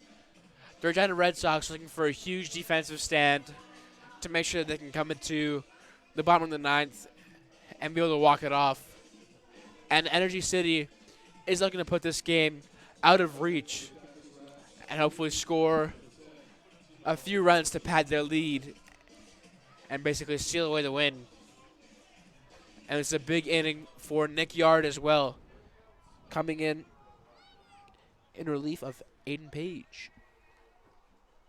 Well, James Adcox was in James after Adcox, excuse me. Page, but nonetheless, first pitch here fouled off by Timo Arancina, who's 1 for 4 tonight. Ground out, fly out, strikeout, and a double. As well as a walk. Nope, not a walk.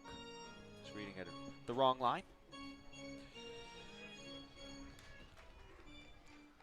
Nick Yard in his 2nd consecutive season here with the Regina Red Sox.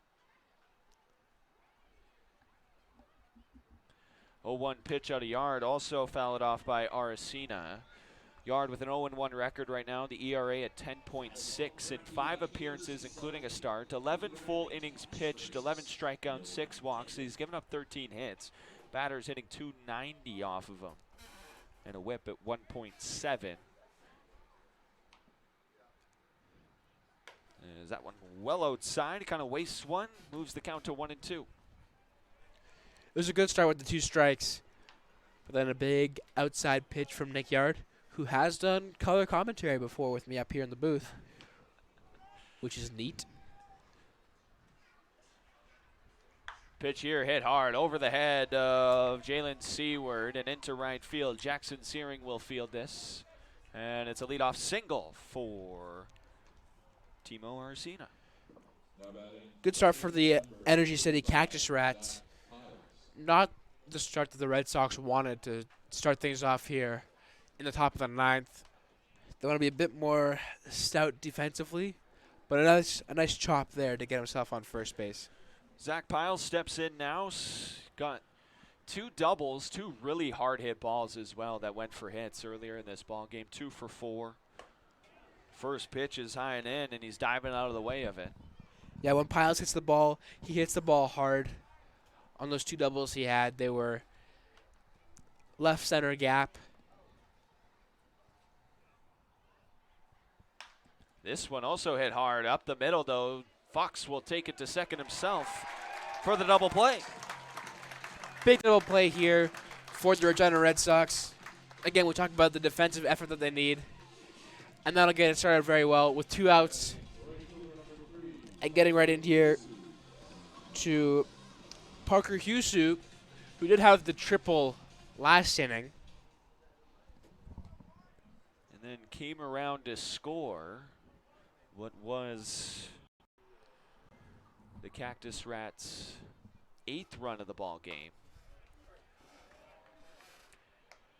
Check swing, but he went too far. Down 0-1 in the count. Again, an athletic play from Matthew Fox to get 2 outs on his own.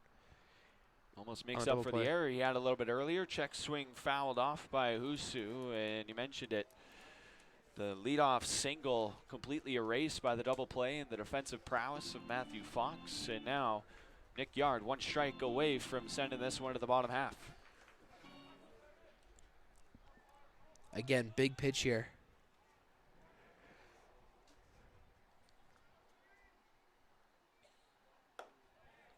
As Yard throws this one high and away. These are going to be impactful pitches, these next couple of pitches he throws. The high and away, likely setting something up here as Brady By gives him the sign. 1-2 pitch, also high and away, evens the count at 2. 2 balls, 2 strikes, 2 outs in the top of the ninth here. And what has been a very entertaining game. Yard trying to send this one to the bottom half, bring his bats back up to the plate. But a good at-bat here out of Husu, who was down 0-2, but now has worked the count full. Yeah, that's 3 high outside pitches from Nick Yard in a row to send the count to 3-2 with 2 outs. Payoff pitch. Yard. Oh, they're calling it a strike. It's dropped, and they complete the punch out. As Husu didn't even know that that was a called strike. Is that one not very clear out of Zach Chartrand? It was not at all. Husu was walking, pretty much walking to first base. They made the play. They could have made the call at the plate more clear, but it is what it is. We'll go into the bottom of the ninth. Last chance for the Red Sox in regulation. They're down by 1. We'll take a short break on Flow Sport.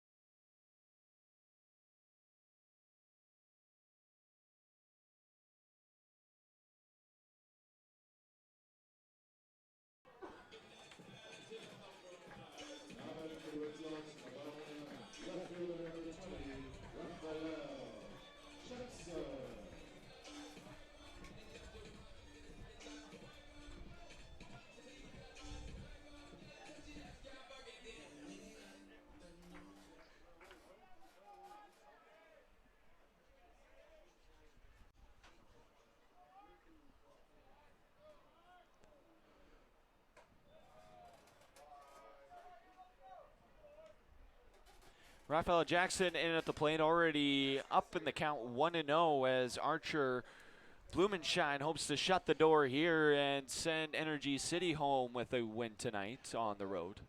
This is going to be a very big half inning as the Regina Red Sox have the ball in their hands here. Down by 1, bottom of the 9th. The lineup will turn over for Regina. The 8-9-1 hitters, the do-up, Raphael Jackson, Matthew Fox, Jordan Tucker. Jackson 1 for 3 tonight. Pops this one in play, foul territory, chasing after it, sliding, unable to make the grab is Davis. Strike 1 on the foul. Yeah, that could have been a bad start for the Regina Red Sox at the start of this inning. Immediate pop fly foul to left would not have been the start they wanted, but it's just a little too far to the left to be fielded, and it'll come back to the plate. Now for the Red Sox hitters, though, what do you got to do to ensure that hey, you don't need to score the run from the plate? You just need to get one across. You do just need to get one across, yes. Just get as many people on base as you can, and that increases your chances of getting one across. Just need 1 to tie, 2 to win it. 1-2 pitch outside, so that was 2-1, moves the count to 3-1. And of course, no time limit in baseball, so they can play this patiently and play this how they need to. Jackson looking to work the walk. Here's the 3-1 pitch. He's swinging. It's up the middle. That gets past the shortstop. Shindo takes a look at second, but he'll trot back. A leadoff single for Raphael Jackson. Second hit of the night for the left fielder. Yeah, Raphael Jackson just putting that one right in the middle. That's a good swing. Good to get someone on base early for the Regina Red Sox. They're going to want as many of those as they can. Matthew Fox steps in now. He's 0 for 3 tonight. He has reached via the walk, but I'm sure he'd like to get a base hit and have that average increase slightly. And a big situation it would be here to do so. A home run from Fox wins the game. Yes, winning run now at the plate. Tying run over there at first.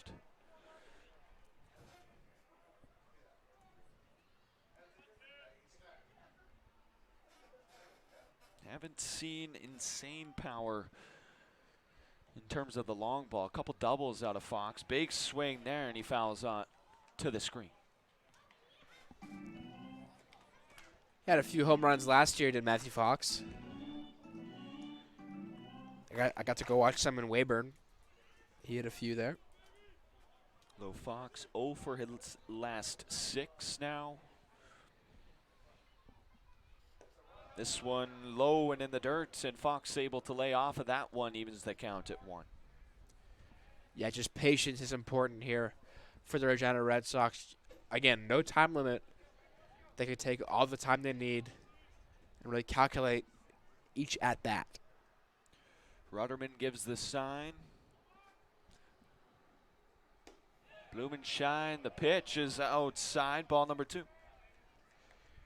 Yeah, low and outside. On the pitch, Raphael Jackson has the speed to steal, but we haven't really seen that so far from him. Count 2-1 now. Great pitch there to even things up. As Fox searches for the one that he likes the most. He's just playing it patient, playing it safe so far. Jackson's still on first. Another pitch. Makes contact. It's Blupin into left field. Able to chase after it is the shortstop Shindo and make the grab. Out number 1. That was a low power ball. It could have fallen if it was pushed a little bit more to the left, but it was not. And that's the first out for the Regina Red Sox. And now here comes Jordan Tucker. Yeah, top of the order, back up. Jordan Tucker, though, 1 for 5 tonight. He hit a double back in the third, the only time he's been on base all night.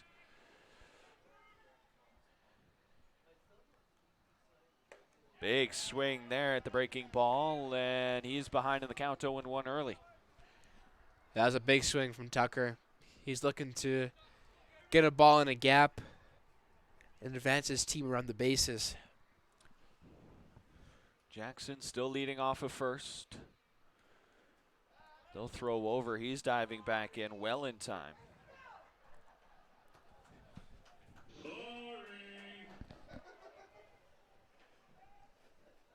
As our game well over 3 hours now, 3 hours 15 minutes to this point. 2 outs remaining for the Red Sox to try and at least tie this up. Another big swing out of Jordan Tucker to no avail. Slider low and away. Down 0-2. Yeah, not the start to the at-bat that Jordan Tucker wanted here. Still has a lot of pitches to work with. And a man on first. Blumenshine looking to shut the door. Tucker fights it off, though.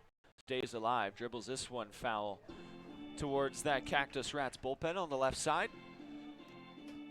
Yeah, that was a chop he needed to take. High inside. Just foul it off. Keep yourself alive. About 620 fans stuck it out. Try and see the Red Sox try and pull this one out. Tucker goes down swinging here, and he's mad about that effort at the plate. Yeah, there's 2 outs for the Regina Red Sox here. They're looking to at least tie it here. Push it to extras. Or walk it off. But with 2 outs on the board, that might be hard to do. And Justin Samard now coming up to the plate, and he has had a very tough day at the plate. 0 for 5. He has reached on an error and come across to score.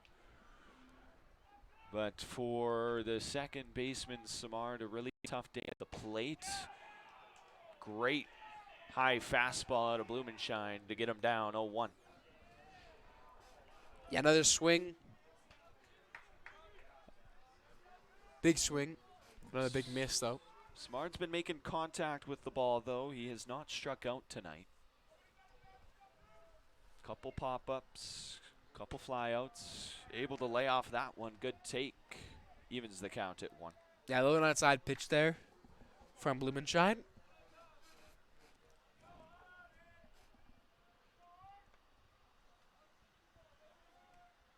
Just have to find a way to advance the runner.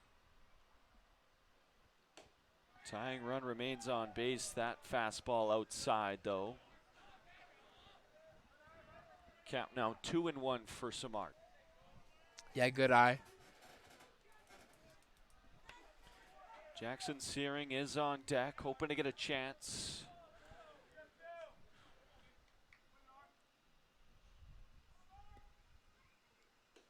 Pitch there, doesn't get the call, and Blumenshine a little frustrated with Zach Chartrand behind the plate, as has many of the pitchers tonight. Every pitcher. 3-1 count to Justin Samard, 2 outs. Tying runs on first base. Here's the pitch. Contact made. That looks playable out in center field. Under it is Sanders. He makes the grab, and Energy City is able to hold on to this one and take a victory. Yeah, I mean, the defense for Energy City just really closed this one out for them. A great defensive stand to end the game and cuts the Red Sox comeback short.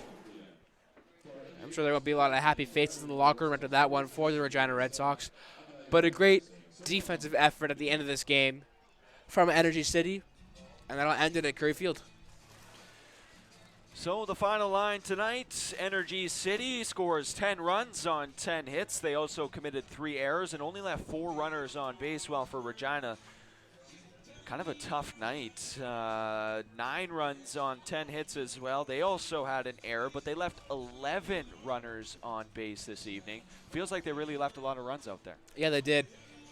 Could have been much higher scoring, and maybe not even close if they would have got those runners in. It was a busy scorecard on my end. I would love to tell you who is in line for the win. I believe Derek Peterson gets the win, while James Adcox is handed the loss. And at the end of this thing, Archer Blumenshine gets credit for the save. Again, 10-9 ball game. Energy City wins this one. They'll be right back at it tomorrow night. What does Regina have to do to not make a losing streak 3 games now? Well, they just have to convert more offensively. I mean, a high-scoring game here tonight, of course. But they left a lot of runs out there. You know, that's many men out there. Their defense was solid. But again, they just need to convert more runs across the plate and maybe be a bit more careful with where they're putting these balls. So it's the Energy City Cactus Rats winning game 1 of 2 of this midweek